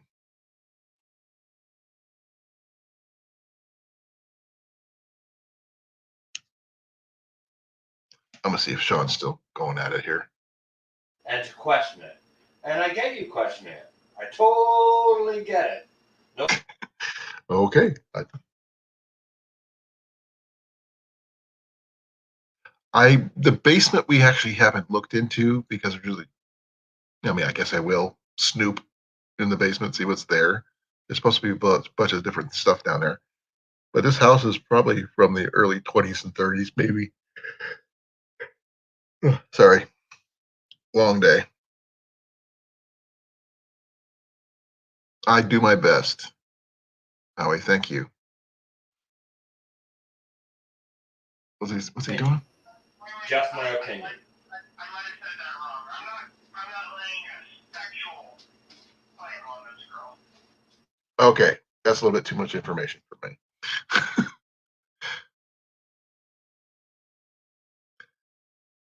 I don't know. Let's see. What can I do?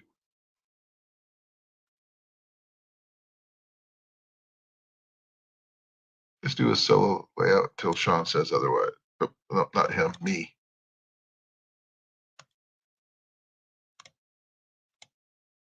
Okay, we can just do it this way for now.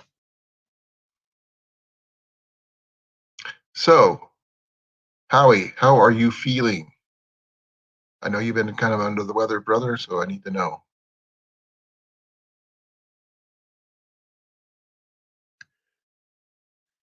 Excuse me. Okay, I've heard the term Sears Roebuck house. What does that mean?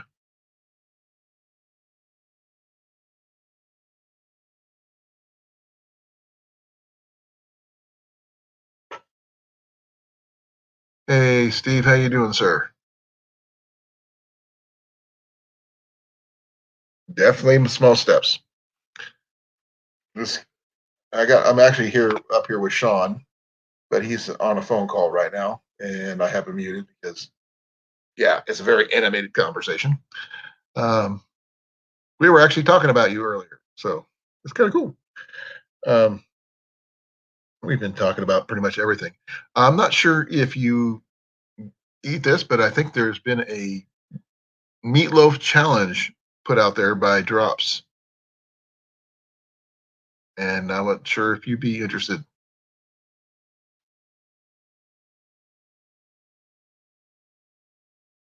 Oh man, cramp. I need to eat. Yeah, I mentioned you because we were talking about all the people that we see and talk to um, from all over the world. I mean, we had Nova Scotia, we had better parts of Canada, Washington. We actually had Indiana, Texas, Smoky Mountains. I'm not sure where in the Smoky Mountains, but she didn't mention it. Um, yeah, it was pretty cool. See, you got the idea. Drops had issued a meatloaf challenge. Who can make the best meatloaf? So, do a video of you making your best meatloaf.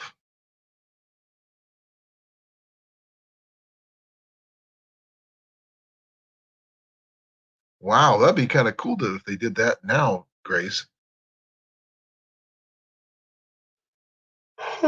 Sorry. Let's hear if what's going on in Sean's world. I'm not attacking you. Bill, hang on a second. I know your prowess as a bouncer, and you're much bigger than. Okay, I didn't. Well, let's see if we can get someone up here right before. I'm going to only be on for a little bit more, about another half hour or so. So maybe we can get Steve up here. That way I can have somebody to talk to up here besides, Grace and me, and we were always talking and Howie. No, it's not going to be. We got some time.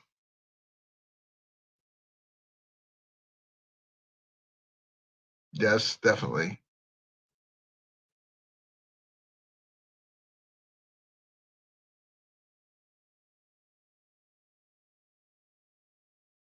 Definitely, Howie, on that.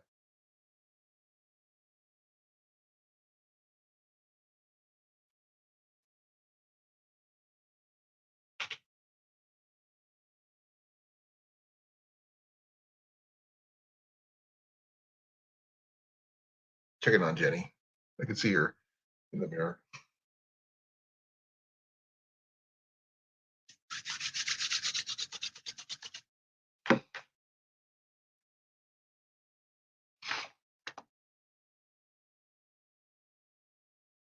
Make sure I didn't get any messages while I was on 9.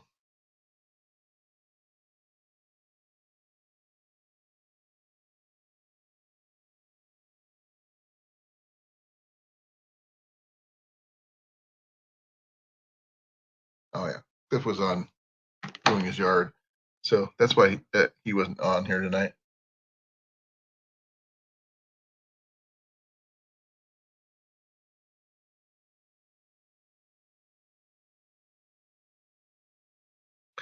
It looks like I'm going to be catching a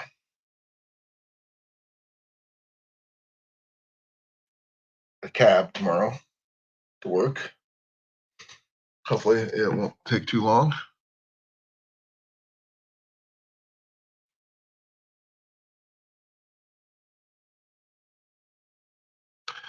Though, if Sean's going to be a little bit more. Well, that's the thing. If you scare someone, people who get scared get fucking pissed off. Okay, that's a little bit much. I might end up ending this chat a little early because I'm a little bit tired. I'm not sure. You guys can't see with my glasses on, but second here. You can see how tired my eyes are. And also you can see how blue my eyes are.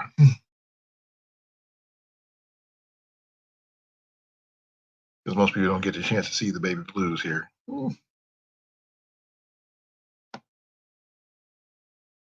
Yes, Sean is having one of those conversations. And we're trying to politely abstain.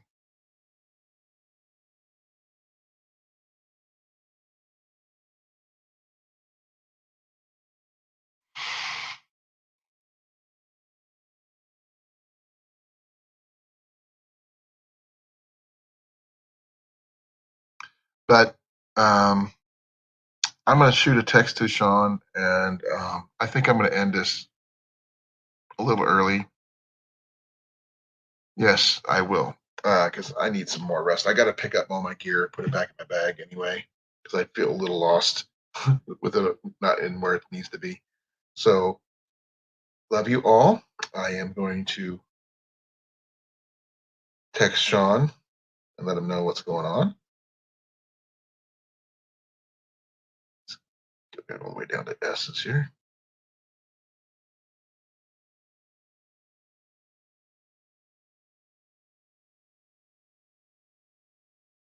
I'm sure I've got the right one because I have like 2 different Seans on here.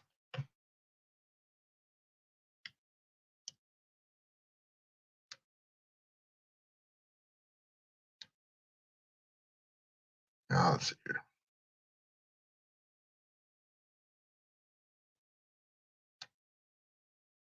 Okay. Hey, let him know going to bed.